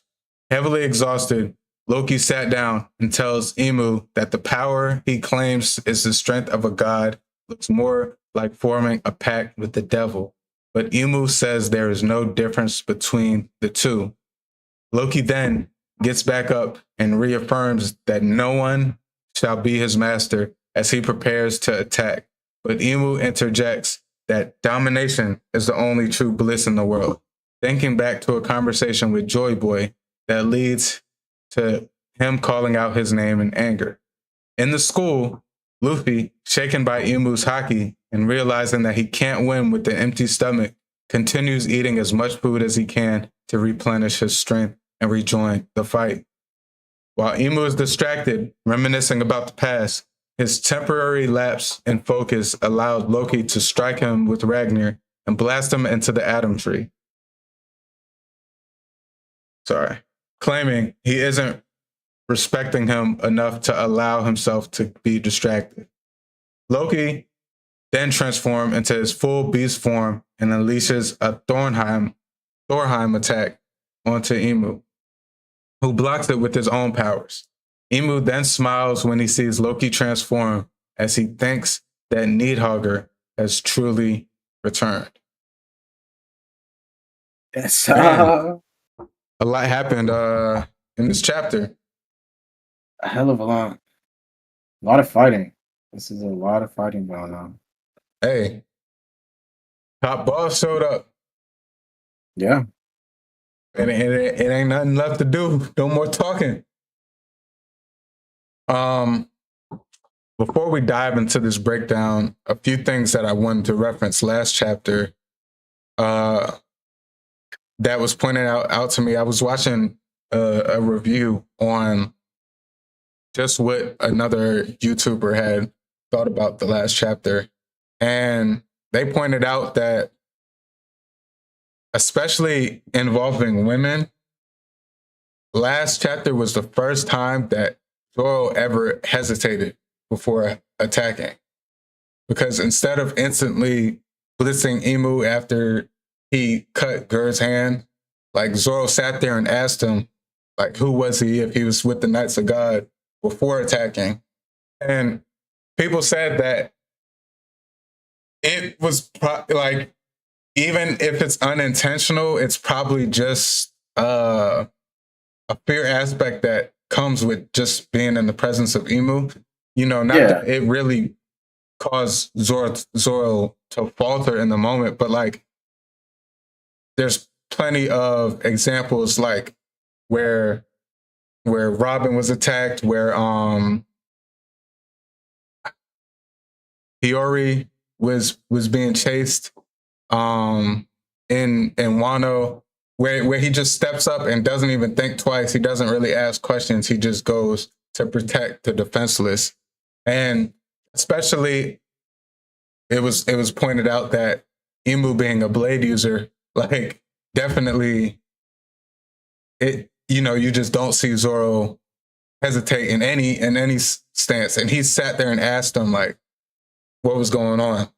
And then another thing, I guess it wouldn't really have mattered, but the onigiri move that he used on Emu, last week we said that was his strongest attack that he beat King with. That wasn't his strongest attack that he beat. That wasn't the same attack that he beat King with. He used it in the fight. That was like I think that was the first time where he did damage to him, and like he cut him initially, like where King was like, but that wasn't the last, because I just finished the fight recently. I think since we had that, and I seen it, and it was like the 2006 something. I forget the exact move, but he did use the onigiri, but it technically wasn't his strongest. It wasn't the move he beat King with, which I don't think it would have mattered if he used whatever move he had. Yeah. But, and last but not least, another point that I just kind of wanted to reiterate. I think we had a good conversation about it before, but just we don't, just the scaling of things and like how this is appropriate for how Emu should be flying through Elbaf, mopping up people, because we don't really even consider like anybody on this island to really rival or at least be stronger than what we've seen Rocks in God Valley. And for him to fail to be able to beat Emu possessed Saturn at that time, like, I don't expect, like, how easily pretty much God Valley was handled once Emu really showed up. I don't think I just don't think there's any way, shape, or form that they should be like being able to land significant blows on. Obviously, we've seen Loki do it when Emu was kind of caught off guard, and I think that was cool. Like, we'll get to that when we get to that panel, because that to me was a very, very crazy panel when Emu got knocked across Elbaf into the tree. Like, that was crazy. But I still am very interested to see what Luffy can do when he comes out of the school. I still am on the fence of like we seen last chapter, Emu's told Somber, like, Somber's, hey, we're in a rush. So I don't think we're going to get anything fleshed out between them. I think this fight with Loki may continue a little bit more. And by the time Luffy gets there, I do feel like it'll either be Emu has to go because he's crunched on time, or like, what you thinking? It looked like an idea popped in your head when No, I was yawning. I realized he was yawning. Nah, but I just like this. I don't know. It just made me think. A little sidebar. How hard do you think Luffy was going on Egghead? Because in all, he only released one Conqueror's attack in all of Egghead, and I understand like it wasn't really like a standard ground, and I have to win. I have to beat you y'all. have to win this to to survive. But I just thought about that. I don't think he was going that hard in Egghead. That's why I find it so hard right now, like, to know where to scale him post Wano, because obviously we've seen him hold his Gear 5 form a little bit more in Elbaf thus far, but from when he awakened his Devil Fruit to now, I just really don't know how much has changed from that. Because Egghead, he had a good showing on why he's a Yonko now, and why he's like, they made it out, of that crazy scenario. Like, Sabaody happened, and just an Admiral pulled up, and all hell, and a few pacifistas, and all hell broke loose. They were able to pretty much go away unscathed from all that, and they had help. Don't get me wrong, but it just kind of showed that they're, growing and stuff. I didn't really see too much. We didn't really see too much of anybody. Like, once Zoro beat King, like, you kind of expected him to do that to Lucci, even with his awakened fruit. Like, we didn't really see anything special from anybody in Egghead, to where, like, now I'm like, oh yeah. But we've gotten a much better showing of everybody in Elbaf thus far. But I don't know, man. I don't know how to answer your question. I know I said a lot with that, but I don't know how to answer your question with at least in terms of how hard he was going. I can't tell compared to now. I saw a video on that, and it's kind of crazy that. I mean, it wasn't the objectives to fight. That's like the whole thing about it. But. Yeah. They were going to pretty much protect Vegapunk. Or at that point, it became escape with Vegapunk. And I feel like that's like his biggest conflict out of that. Like, he was playing too much, and then that sadly unfolded. I feel like he wasn't taking it serious enough. I don't think so at all. Like, the whole time, I really don't think so. Like, Zoro's fighting, he's looking at Zoro from the sky, like, laughing, like, hey, do you need help? Like, he blitzed Kizaru, but he's not really, like, doing trying to knock Kizaru out or take him out. Yeah. He clashed with Lucci a couple times, and then he just left them. Like, he had no purpose of, like, fighting anyone there. But let's get into this breakdown. All right, that's better. Harold was only half his average age. That's big. Boom. I love the flashback being like the start of the page and the argument that's about to go down and everything. Mm-hmm. And juggling losing Harold and like each Emu and then Loki have their own ways of why they needed Harold. I thought that was just big. And the way like Emu makes it seem here is like how not so super dependent, but like Harold was a big part of, I guess, the ultimate scheme or plan that Emu had. Yeah.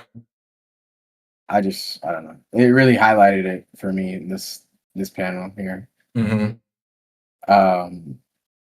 Also with the flashbacks starting into like at the beginning of a fight, you just know it's about to go down.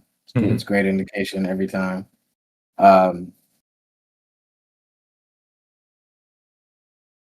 Yeah, I was top left. I was like, all of Elbaf better feel that hammer come down on Emu, boy. With as much as he's fighting for in this. Mm-hmm. Hell yeah. Yeah. Who is his voice actor again? Who, Loki's? Yeah, is it damn, who was I thinking? Is it from Black Clover? What's his name? Am I tripping? Yami? Is it Yami? It was someone cool. I think so. I think Yami. It was someone. Yeah. It was someone cool. We talked about it a few weeks ago, or a little bit ago. Yeah, I can't remember. I think it's Yami, but yeah, it's gonna be so befitting of this. All of this right here is great. And even the way he talks trash now, like Yami talks a lot of shit, and now Loki, he's like, I talk about it later here, but he's talking that talk throughout the whole fight. Yeah. But yeah, so next page. Boom. Ragna Izuchi. Versus the biggest ball of Maki that we've seen this far. Absolutely cancels out Loki's strike. That is outrageous. I did like the top right where you can see Ragnar in scroll form on that. I thought that was a nice addition. This whole page for me is just like so gassed. Oda doesn't always do this, but like this is like this is just so good.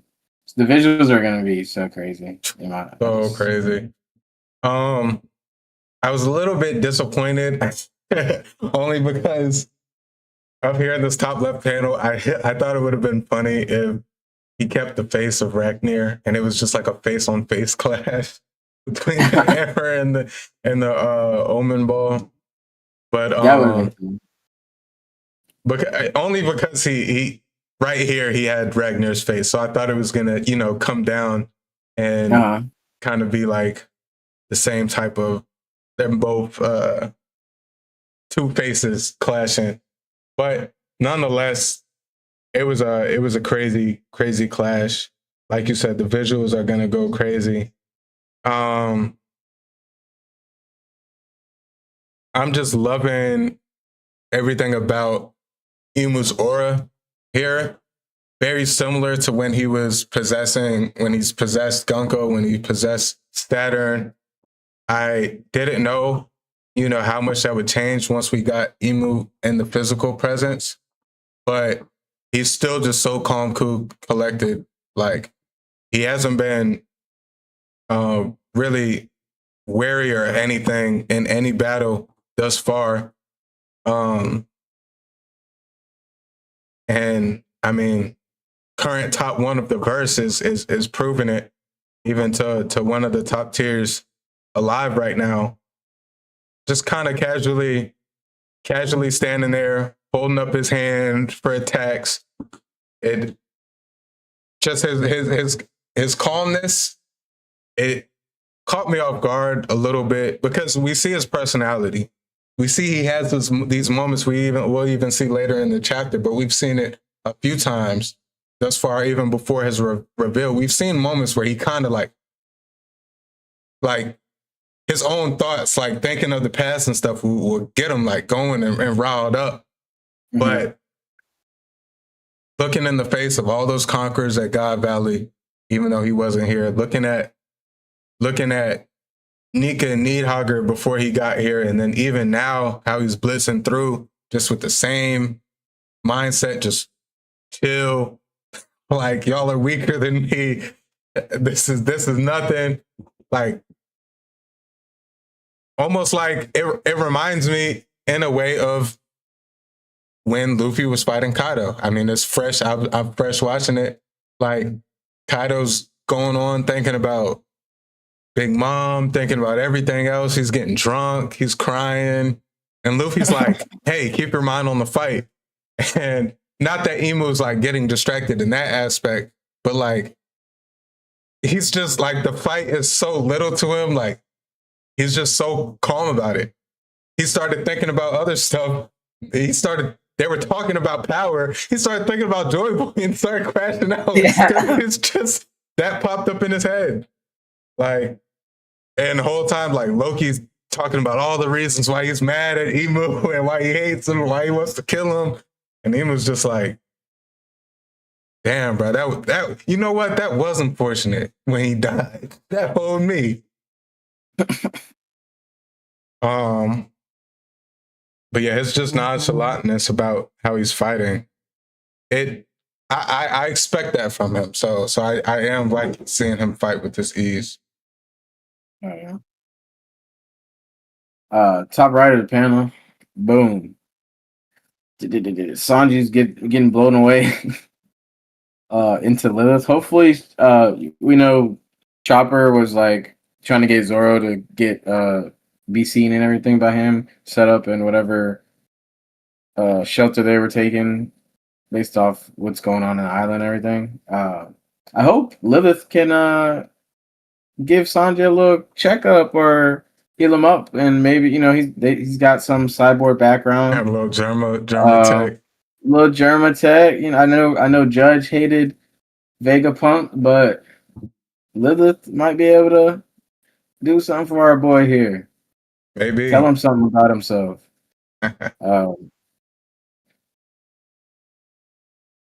I'm surprised Nami is still on her feet after being so close to all of this. That blast fucking blew across the whole island, just how it should. But crazy.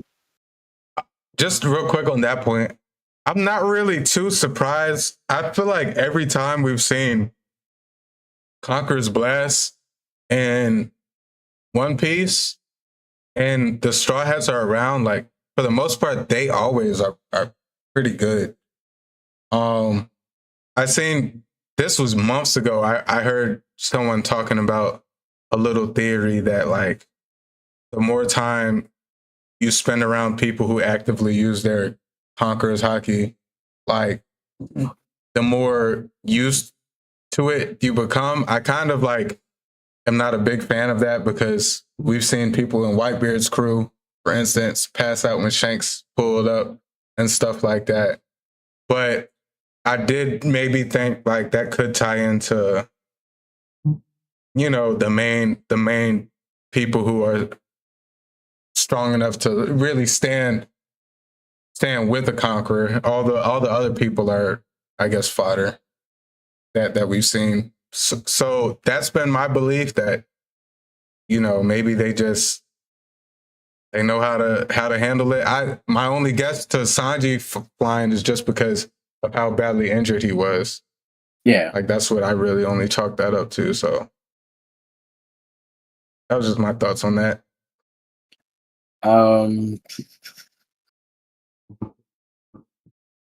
Boom. I didn't really have much for the right side of this chapter. Loki is on the same timing as people were last chapter questioning the black blades, the black flames and everything. Omen is my military might, says Emu, as he flicks out a crazy omen out of his wrist. But I do want to touch over these words that were said. Emu goes on to say, a power that lurks within all things, referring to the omen, feels kind of like the Dark Nika thing might be a thing, like the dark version of hockey, maybe be like the dark side of the force type of thing. You know what I'm saying? Okay. I don't know. That's just where my head went. The devil power or something within everybody or all things, possibly. Pushing that agenda. It would be interesting to see Luffy crash out and turn into the Black Nika and fulfill the warrior of destruction or whatever other epithets, the opposite of the sun god and the liberator and everything.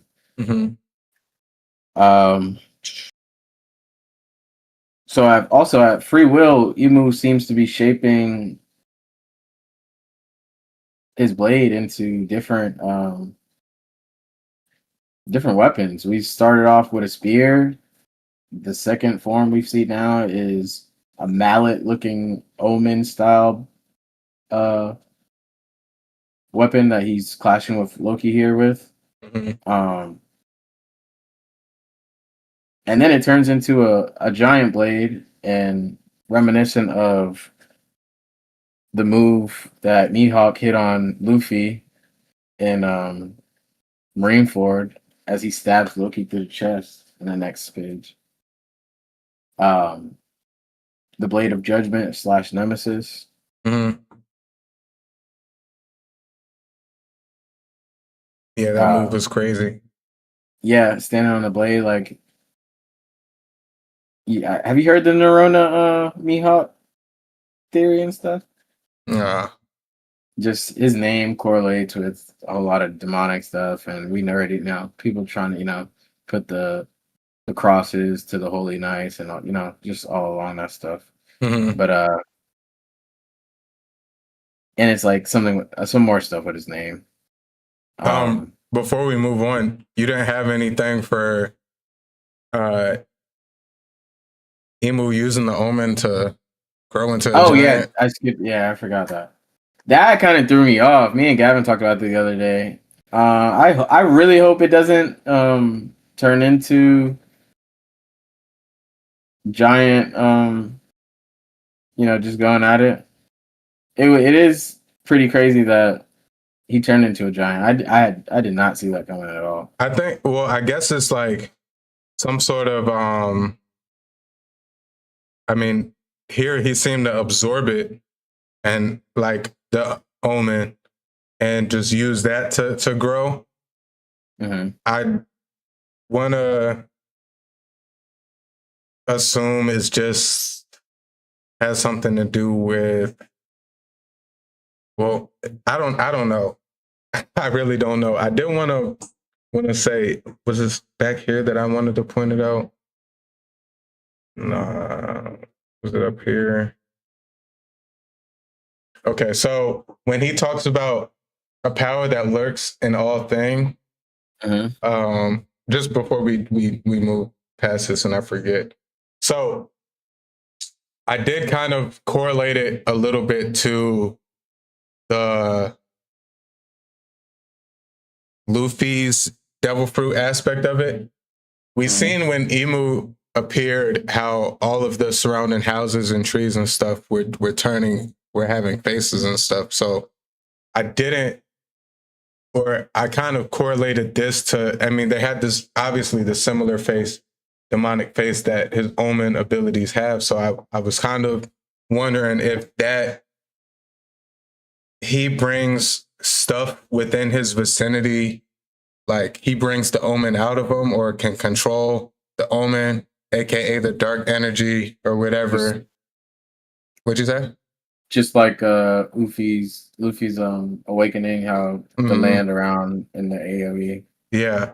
So my thing, just where my head was going with that, and how he says it's his military might, is just that he's in full control of whatever dark energy that's in whatever vicinity that he can access with it and be able to manipulate it into whatever he wants, whether that be growing his own body, changing his weapon into various different forms. And I mean, maybe even the source of like where the true black flames, like it could just be that dark energy, like manifested into something physical, and it becomes that dark flame, dark cloud that everyone's been commenting on. I think that was all for this specific part that I had. I just wanted to say that before we moved on to this. But yes, Loki getting impaled here. The fact that he got up and kept boxing after this, it shocked me. Not shocked me because we've seen durability feats in a lot of people, and Loki, you would expect to have some of the highest durability just based on race and him being a conqueror and all that. But the way this attack looked, kind of through the collarbone, neck area, upper chest area, straight through, a straight impale. Fatal. Yes, it looks very fatal. I guess I did kind of understand, once we see it vanish away, I guess it was more so of like because it wasn't an actual blade, maybe it's hard for me to depict. More of just like a piercing attack. Yeah, of just like that energy manifested into the blade and not like a physical blade that would lay a face. I don't know how to depict it from that right now, based on what we're getting from the panel. I really am excited to see how this is fleshed out in the anime and like the visuals we get on that aspect. Because like even with us getting, Imu talk about Omen and stuff a little bit here and there, we still don't have no idea of what it actually is and stuff. So yeah, it's hard for me to say, but that move did look crazy. When I seen that panel, I'm like, please don't die here, Loki. Like, not this quick, not this soon. What do you think about the like reappearing move though? You think there's a real relation now, or a little homage? What are you referring to? This is the same style, standing on the top of his blade as Mihawk hit on Marineford to Luffy. Okay. Just, do you think there's a real relation there, or no. That may just be it. Huh? He stole it. Did Mihawk steal it? I don't want to think neither. Well, one, I don't want to give Mihawk too much credit yet. Like comparing him to the top one in the verse, or giving them any type of comparison or correlation is hard for me to do. But I also want to believe, like, I love how Oda makes connections. I love how Oda ties stuff into other stuff. We're getting Emu, a little bit of Emu lore before we're getting Mihawk lore, but I do kind of want it to just be two separate things, and like,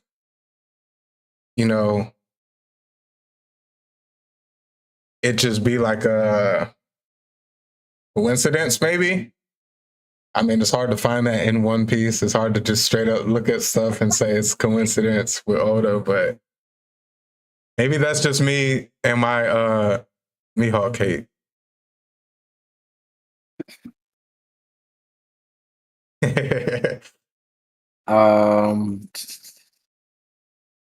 Yeah, somehow Loki pulls his strength together to go after getting stabbed and thrown to the ground. He finds his way up and builds up, another attack.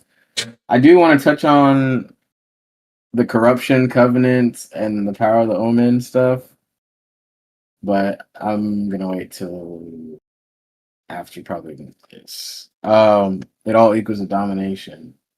That also leads onto this page. Oh, Loki in this moment here, kind of reminds me of Luffy. I was touching on this a little bit earlier. While the enemy's yapping about philosophy and stuff like that, Loki ain't trying to hear it. He just wants to trying to get bro. Straight grid. Facts. Emu begins to crash out, seemingly. Might be quoting Joey Boy. Or cursing him out based on whatever feud they have. Mm-hmm. It's still unknown, but. Are you on this next page? Yeah, but now I'm gonna go back and talk about the corruption thing.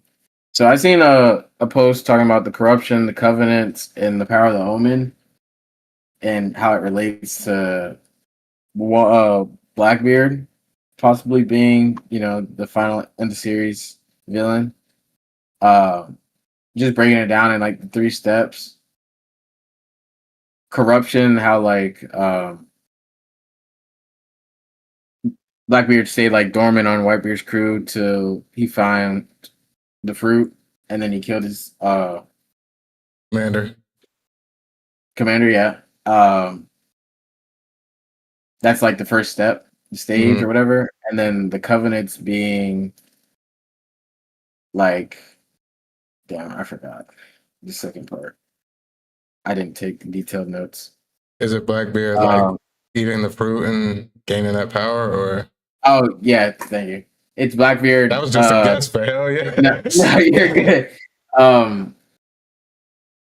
So the covenant's coming from making a deal with the world government after he caught not Shanks. He caught Ace and gave up into the world government and become a warlord. Mm-hmm.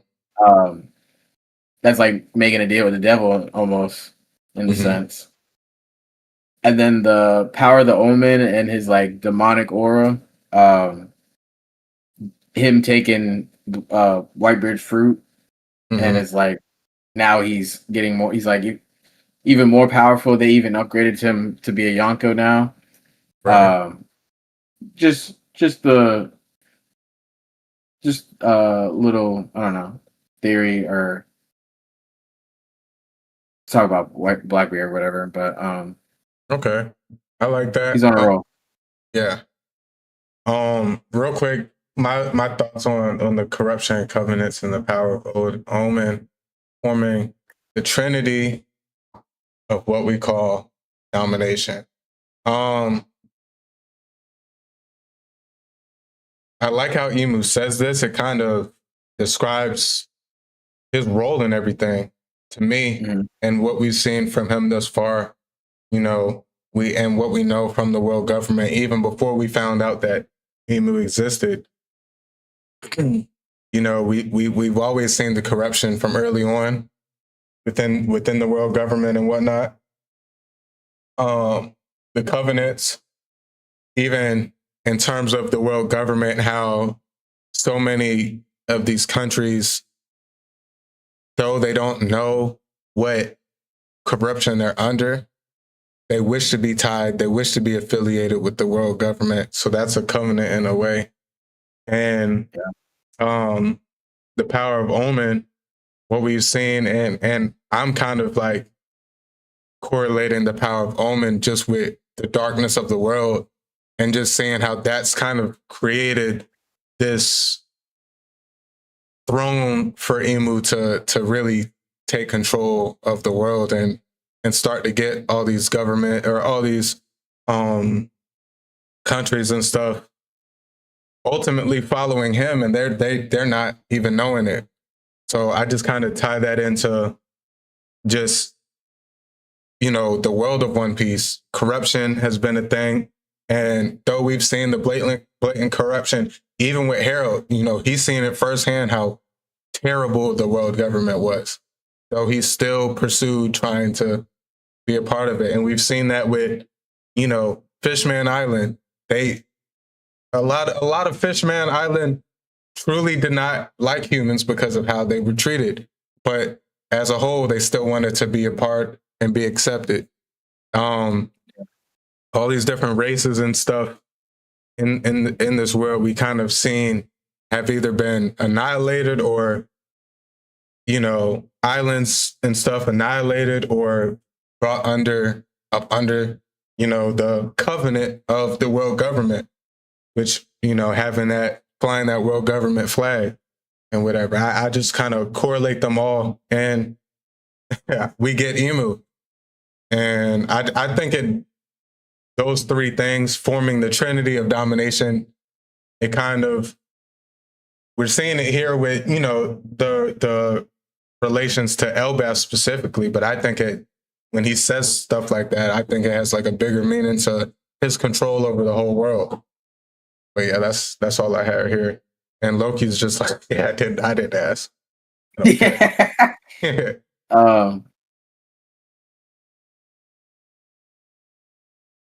Then Loki kind of he always is like sitting crisscross applesauce all the time. Right? We keep saying it. Yeah.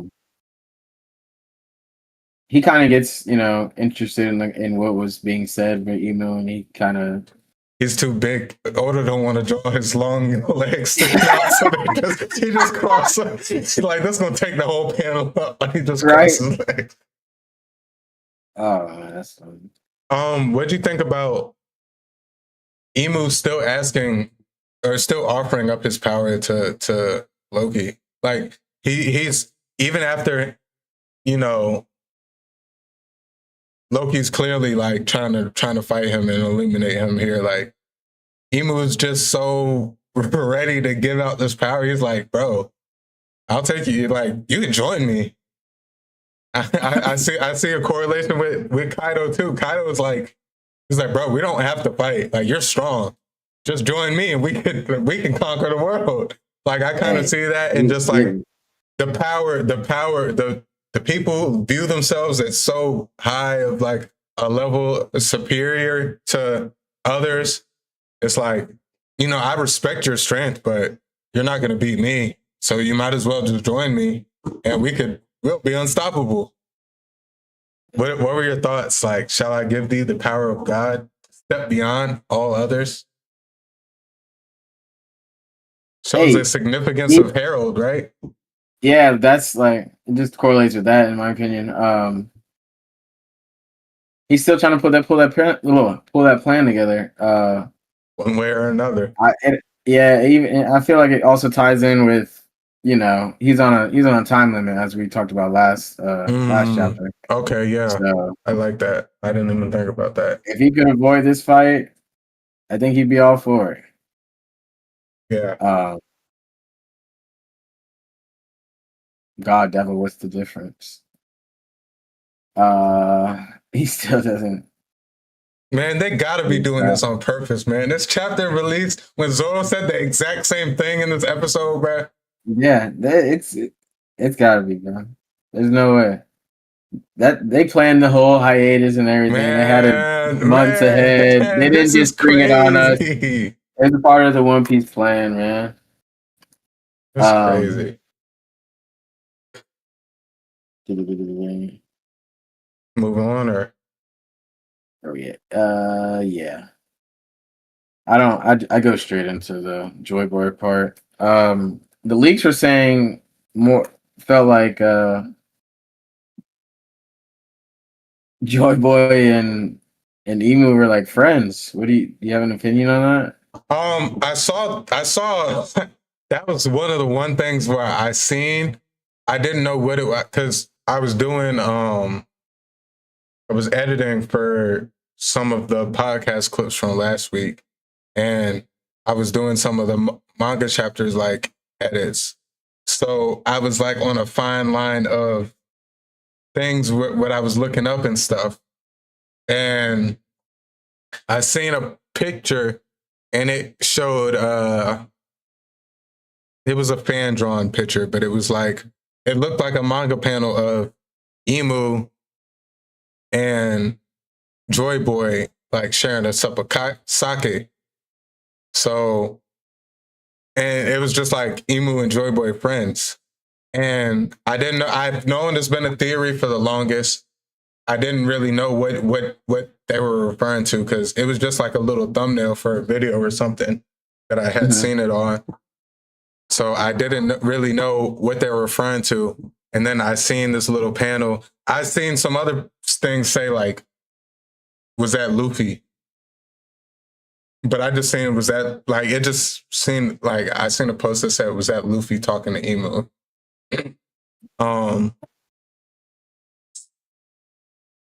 I think we are moving towards the possibility of, you know, Joy Boy and Emu potentially having some sort of relationship in the past. You said what? Void Century flashback on the way? Nah, I don't We think. kind of get in that bottom right. We kind of get that. I feel like that's like the first, even though it's all blacked out. It's like one of the first Void Century. I'm expecting it to be from the Void Century. The Conehead dude kind of looks like Patrick though. Star. I just you know the emo picture. Yeah, that's yeah, that's funny.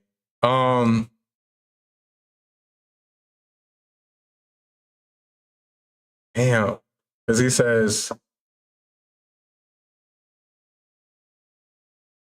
domination is the only true bliss in this world.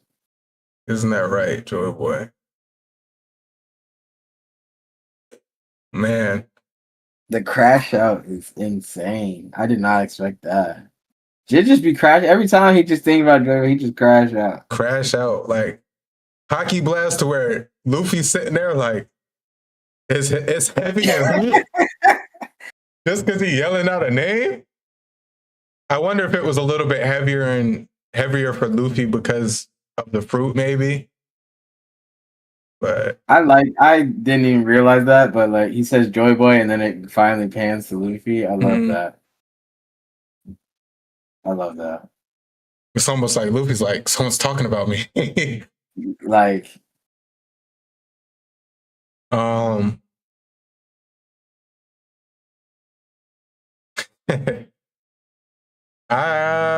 don't really have too much more for this. The crash out was caught me off guard. That was like the first time Emu lost his cool since he's been here. Yeah. And it was kind of like, in a way, like his own fault. Like he's thinking of something and it pissed him off. Like he's thinking of something. It's like me thinking of something that happened a few years ago that just randomly pisses me off. And I just start crashing out about it. It's like, bro, Loki didn't even say nothing to you. You got pissed off because you're talking to him. From there, we get Luffy stuffing, scarfing everything down in the school. Mm-hmm. He's excited. He's never felt, I guess, hockey like this before. It seems like he wants to be at 100% going into this next battle. Mm-hmm. We were talking about something earlier during the week, and this is what I was referring to. Luffy wanting to be 100 based off. I still don't think it will matter, but maybe teamed up with Loki, maybe they could do something. Yeah. It's just hard. Like you taking. It's gotta be next chapter, hopefully. You taking Loki and Luffy current, or you taking God Valley, Garp, Roxanne, and Roger? I am still shocked that they should have did the max. Wait, they did do the max output. No, they did it on Rocks. They should have did the max output on freaking Saturn Emu. I mean, they thought they had them. No, for sure, no damage done. Top of the heaviest hitters of the whole sea.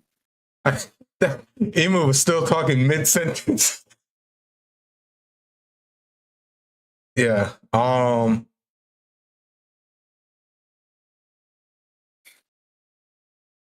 That's what I keep referring to in my head. I'm just like, I don't think they're past God Valley. I mean, if anything, they're even to where everyone was at God Valley. Like I think even's a little fair. I think even's fair. Even's fair.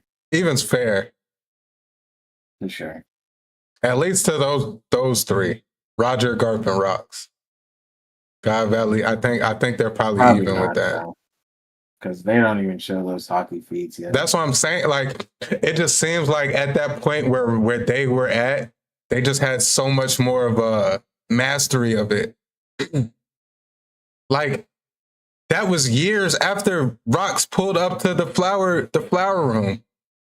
And it's just like those levels, I just don't know how to scale like Luffy compared to that. Luffy could drop an admiral though, so yes, he could drop an admiral. He's probably to that point. See, Luffy's character is a lot different to where like that situation would be like if we say Luffy's gonna invade Marijua by himself like that, I think he goes about it differently. I don't think he destroys the Gate of Justice. I don't think he kills an admiral. Like, and I think he's putting much bigger of a scene. He's not sneaking into the Flower Capital and catching Emu off guard. Like, Emu's gonna hear that he's coming. So I do think that's different, but like power level, like I'm sure. I mean, obviously, a Bajran gun could destroy a Gate of Justice. I don't know what else could. Like, do you think a normal Kong, like fourth gear Kong, like what he did when we just seen him break out that wall? And that's just Ryu, like Ultra Ryu. Inward admission into the. Yeah, like advanced conquers hockey out the ass. No, it shouldn't. I feel like only the. What's it called again? Bajran gun. And that's that's everything. Rock still got no Bajran gun, and that was what 14 years before the God Valley. So like that's my only thing is like even if Luffy's full strength, him coming out here and like okay, when he hits Emu here. Like that was literally because Emu was crashing out here. Didn't take him serious. And Emu still had a smile on his face at the last panel. He had a smirk on his face. So like no damage though. It just hit him, like it just knocked him away. Yeah. Pretty reminiscent of what I got here. The Dofi and Lucy battle.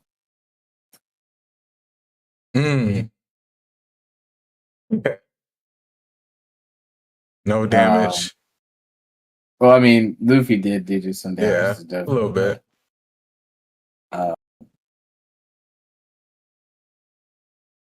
Yeah, just not playing though. This was dope. This was dope. Yeah, I'm glad he finally made contact, and this was the damage he was able to output on it. It's because it shows his strength. And people were talking about Zoro and Sanji last chapter. It's not like they don't lose anything. They got one shot and survived by the number one dude in the verse. When any other character, like, let that be Nami. She should be dead. Anyone else should be dead. They survived that, and that's a feat in itself.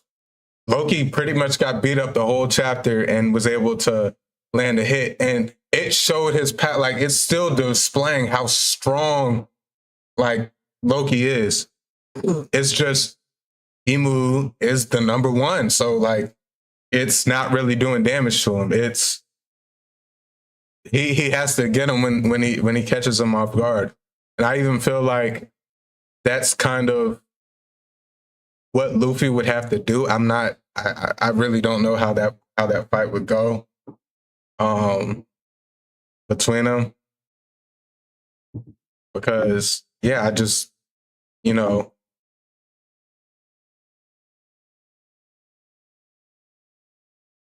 I don't know. Emu's just him right now.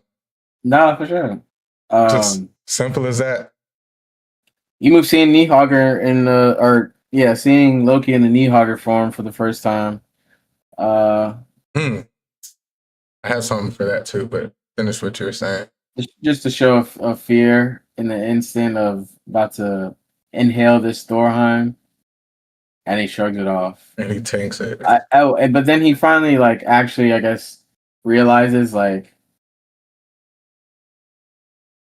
it is Niehogger in his back. Okay. Even if the sight through Gunko wasn't enough. Right. Thank you. I'm glad you said that because, bro, come on now. Like, you could believe it. Like, what information do you process when you said it? You fought him. Maybe the line got severed when she got iced up, and he couldn't. The data just didn't transfer yet. It was enough for him to say, "Hey, I need to go." All right.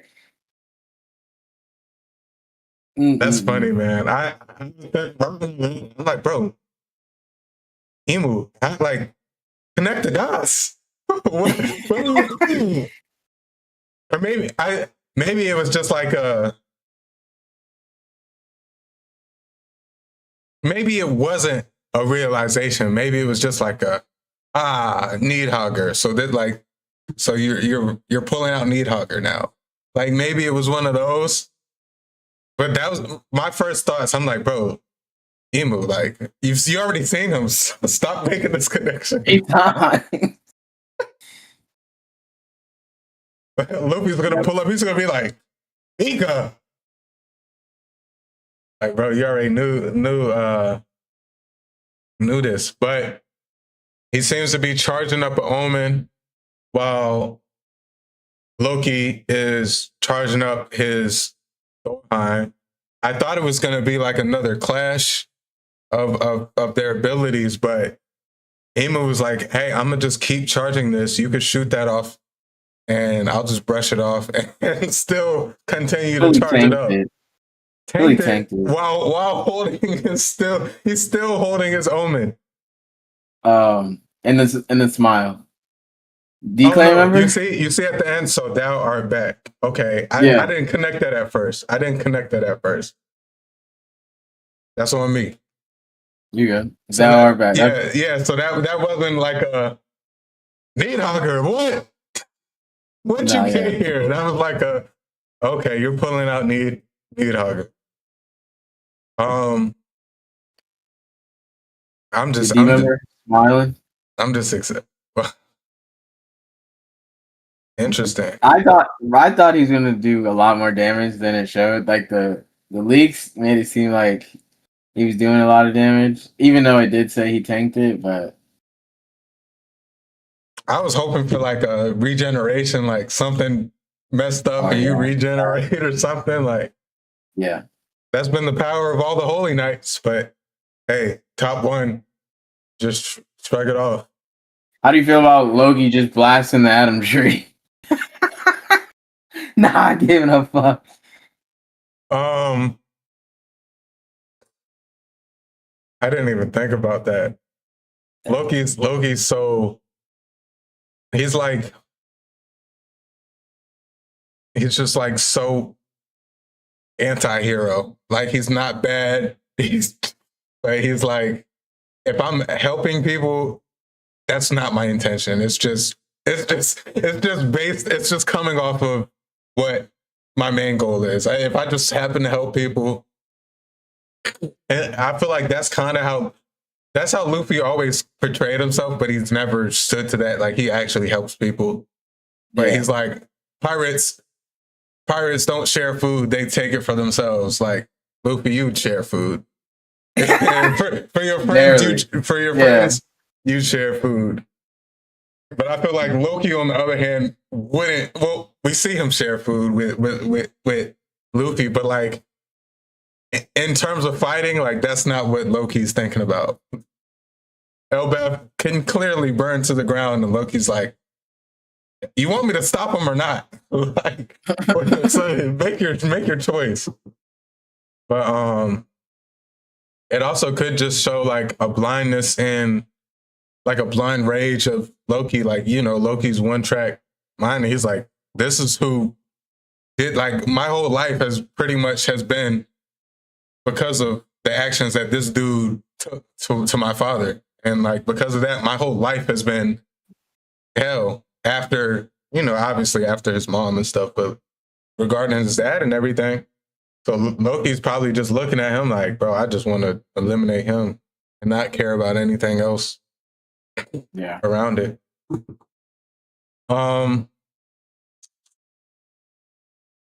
Yeah. My only other thought, and it was just a thought,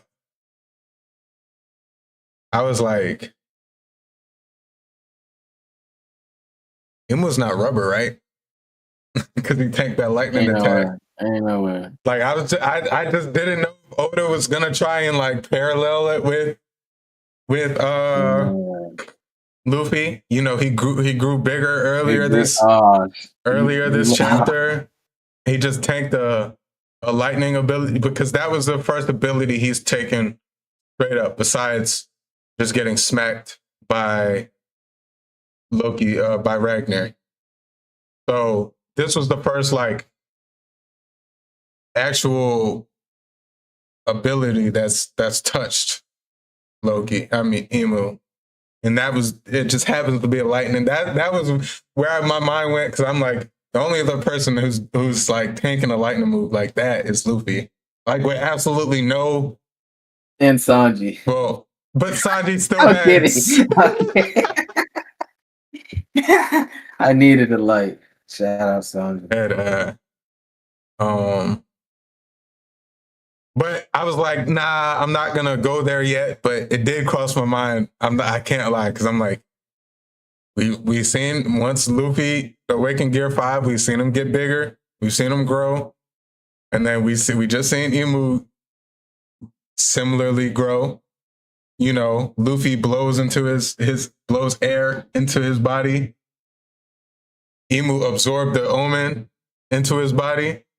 And then they tanked the lightning attack. Hey, y'all theorists out there, go crazy with that. Take that and run if y'all want to. Dark Nika.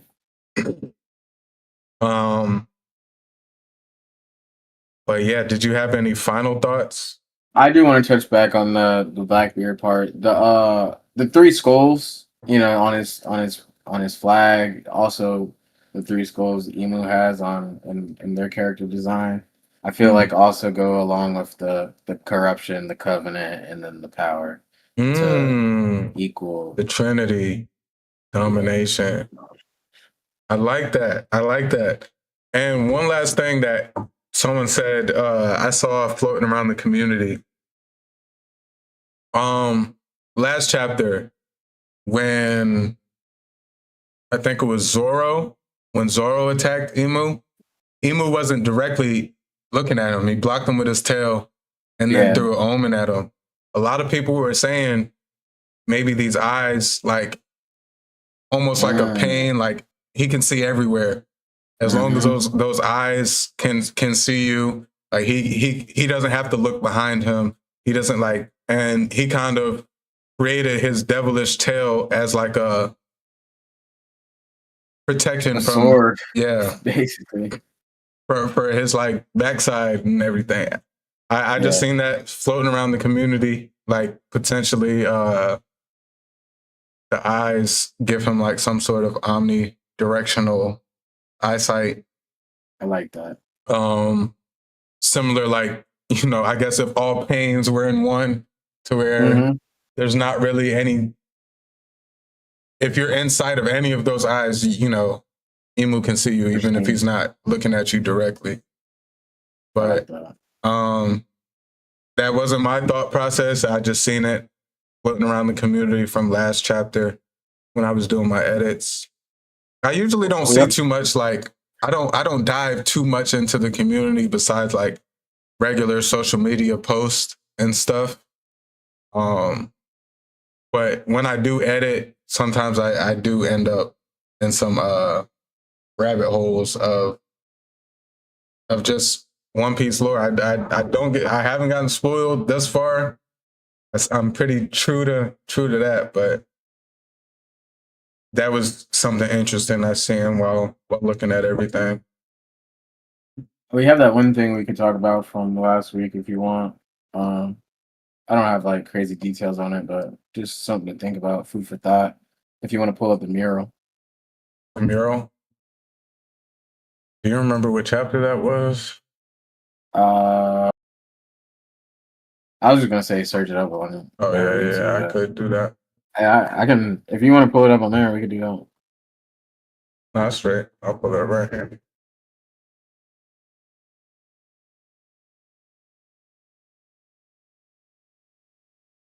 All right. I'll pull chapter up. Come on now. Page isn't working. How does that make sense? They're watching, bro. It's gotta be. Come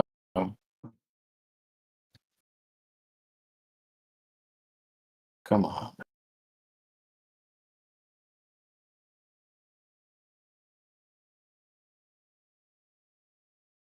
It is 11:38. If you want to pull it up and know what's about. Yeah.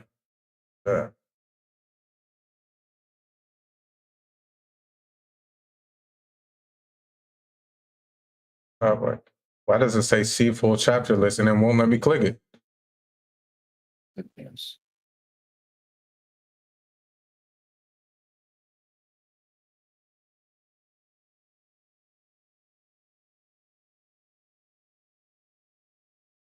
Oh, Boom. that was the last thing I was looking at. Do you remember yet or no? From what you talked about? The man marked by flames thing? Yes. Oh, yes. That I did see more people like alluding to that too, but go ahead. I'll let you talk about it. Assuming that Emu is the big giant demon holding the sun on the left, and the boat of ships being possibly Emu's crew or holy knights or followers of Emu. We see one falling off the front of the boat. Yeah, being the Gorosei. Mm-hmm. One falling off the boat, potentially being the man marked by flames, being a potential ex Gorosei member. Maybe summoned, burned by Emu's flame, but not killed off in a sense. Mm-hmm. Just food for thought. There's a lot more on the theory. If you guys want to go dive out there, I'm pretty sure you'll find it in a matter of clicks. But yeah, I just seen pretty much same thing along the lines of what Ja was saying. A potential former or one of the original Gorosei members who maybe thought differently or didn't approve of the ways of the Celestial Dragon, or how Emu was trying to shape the world and maybe went against Emu. Maybe, tried to fight alongside Joy Boy or whatever.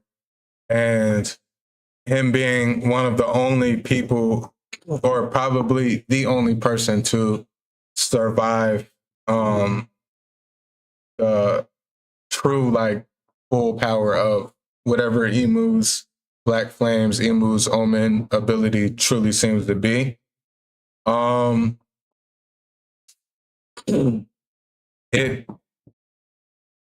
It's been going around obviously since Emu's reveal, and we've started seeing his Black Flames. It's been pretty much highlighted ever since we got his reveal.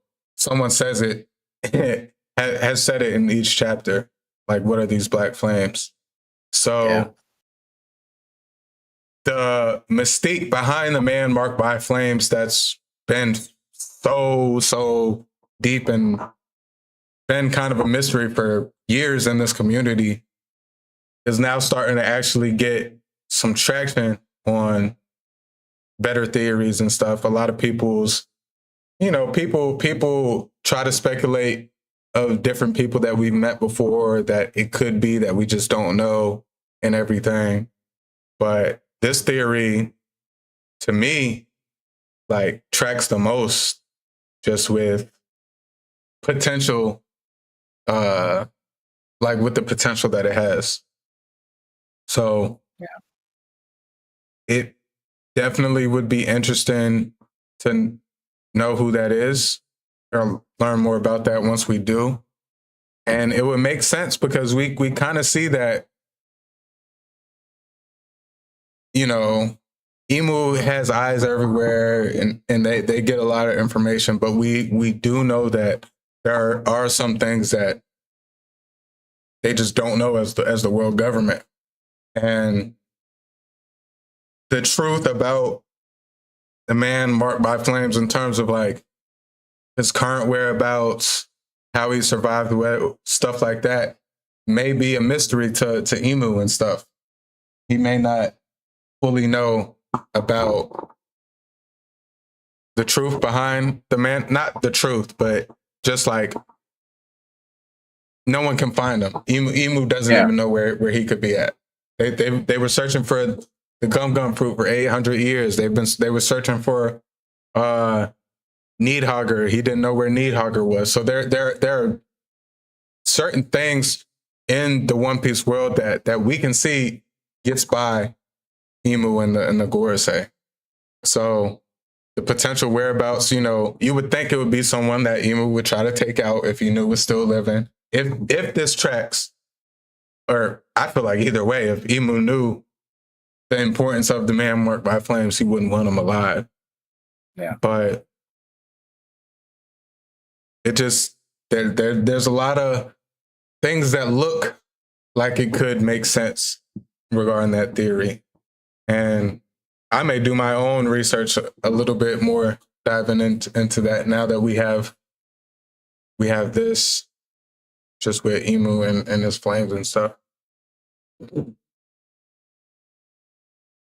don't really got much more. That's pretty much. I mean, you obviously see the flames at the bottom of the screen as well, and the direction that could be going. But we're at this is 1138, chapter 1138, and we're in right now on the anime. We're at manga comparison. We're at what did I say? 1129. We're almost here, bro. We're almost there, bro. 8 chapters, 8 episodes. This might be the end of. Hold on. Might be the end of the season. This might be the end of the season. Nah, dead ass. Ooh, that would be going out of a banger.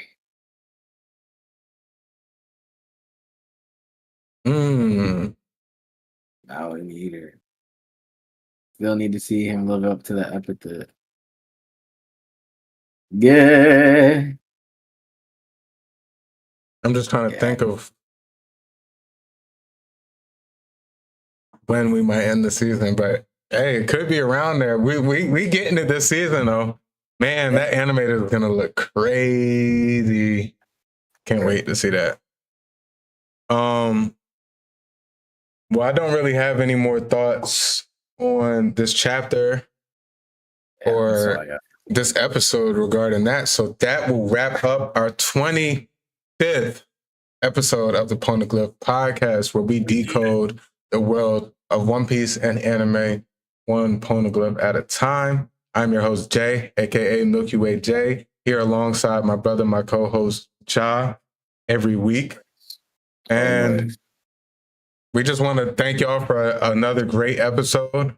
Next week will be break week on manga, but we will have an anime anime episode to talk about. Still have our anime world news, and we will fill in the manga segment with something else. We'll have that set for next week. But without further ado, I don't have no much more. Like I said, I'm your host, Jay, here with Ja. We are the PNG boys from the PNG Podcast, Poneglyph Podcast, and we had another great episode. Make sure y'all leave a like before y'all leave. If y'all are catching the vibe, if y'all are here live with us, appreciate y'all so much. Smash that like button. If y'all are new, subscribe. And for our audio platform listeners, throw some love on YouTube. Come over to YouTube. But if y'all are strictly audio, leave a 5-star rating and a fire review. You had something you wanted to add? Also, Milky Way J is almost to a band and subs. So if you guys could flood over there and get us to where we need to be, coming a special event later this year in a couple months. It would be a blessing. It'd be so great. I appreciate everybody for hanging with us. But big ups to Milky Way J. Appreciate check that. them out if you haven't. Appreciate that. Yeah, like you said, if y'all aren't familiar with my personal channel, I do gaming, reactions. I'm gonna do a lot more collab posts with this channel as well, with my anime content, just to help get it out there to different faces and stuff. But if y'all aren't familiar with that channel, go check it out, Milky Way J. Like you said, I'm less than 50 subscribers away from 1,000, and it's not all about the money, but I will be monetized once I hit 1,000. To me, it's just a testament to the work I put in. I have hundreds of videos pretty consistently, almost 2 to 3 drops for the past 2 years straight a week. So I have been going hard over there. So I would appreciate if y'all just go check that out. Milky Way J channel as well. So nonetheless, appreciate y'all. And without further ado, it's the PNG boys. We out. We will catch y'all next week for another banger episode. Anime watchers, we got some stuff in store. Believe that. We'll catch y'all next week. Y'all be good. Y'all be safe. We out. Safety, love.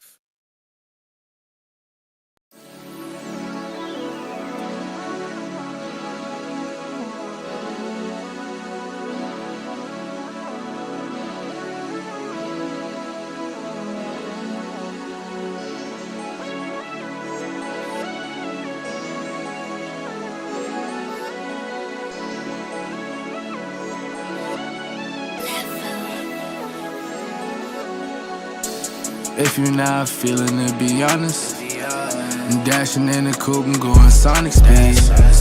I gave you my all, tell me what else you need. I'm not ready for your love, but feel you rushing me. And my cup is running low, need you to fill it, please. I remember all those times it was a simple thing. Now I'm here all alone, reminiscing about what we could've been, I'm on the road, drinking, driving, swerving, I won't crash out. Got 12 on my ass now, still will chase the bag down. Hit the throttle, spaz out. These niggas crashing out, they living but they lashing out. Ain't chasing paper now. Whoa, I can't crash out. I remember I was broke, I'm getting cash now. These lame-ass niggas talking shit don't make me lash out. Shit don't make me lash out. Ballin' like I'm Jordan, make a switch. Every time I talk, I'm making hits. Drippin' daily, I feel like the shit. Yeah, I'm going, I can't reminisce. If you're not feeling it, be honest. I'm dashing in the coupe, I'm going Sonic speed. I gave you my all, tell me what else you need. I'm not ready for your love, but feel you rushing me. And my cup is running low, need you to fill it, please. I remember all those times it was a simple thing. Now I'm here all alone, reminiscing about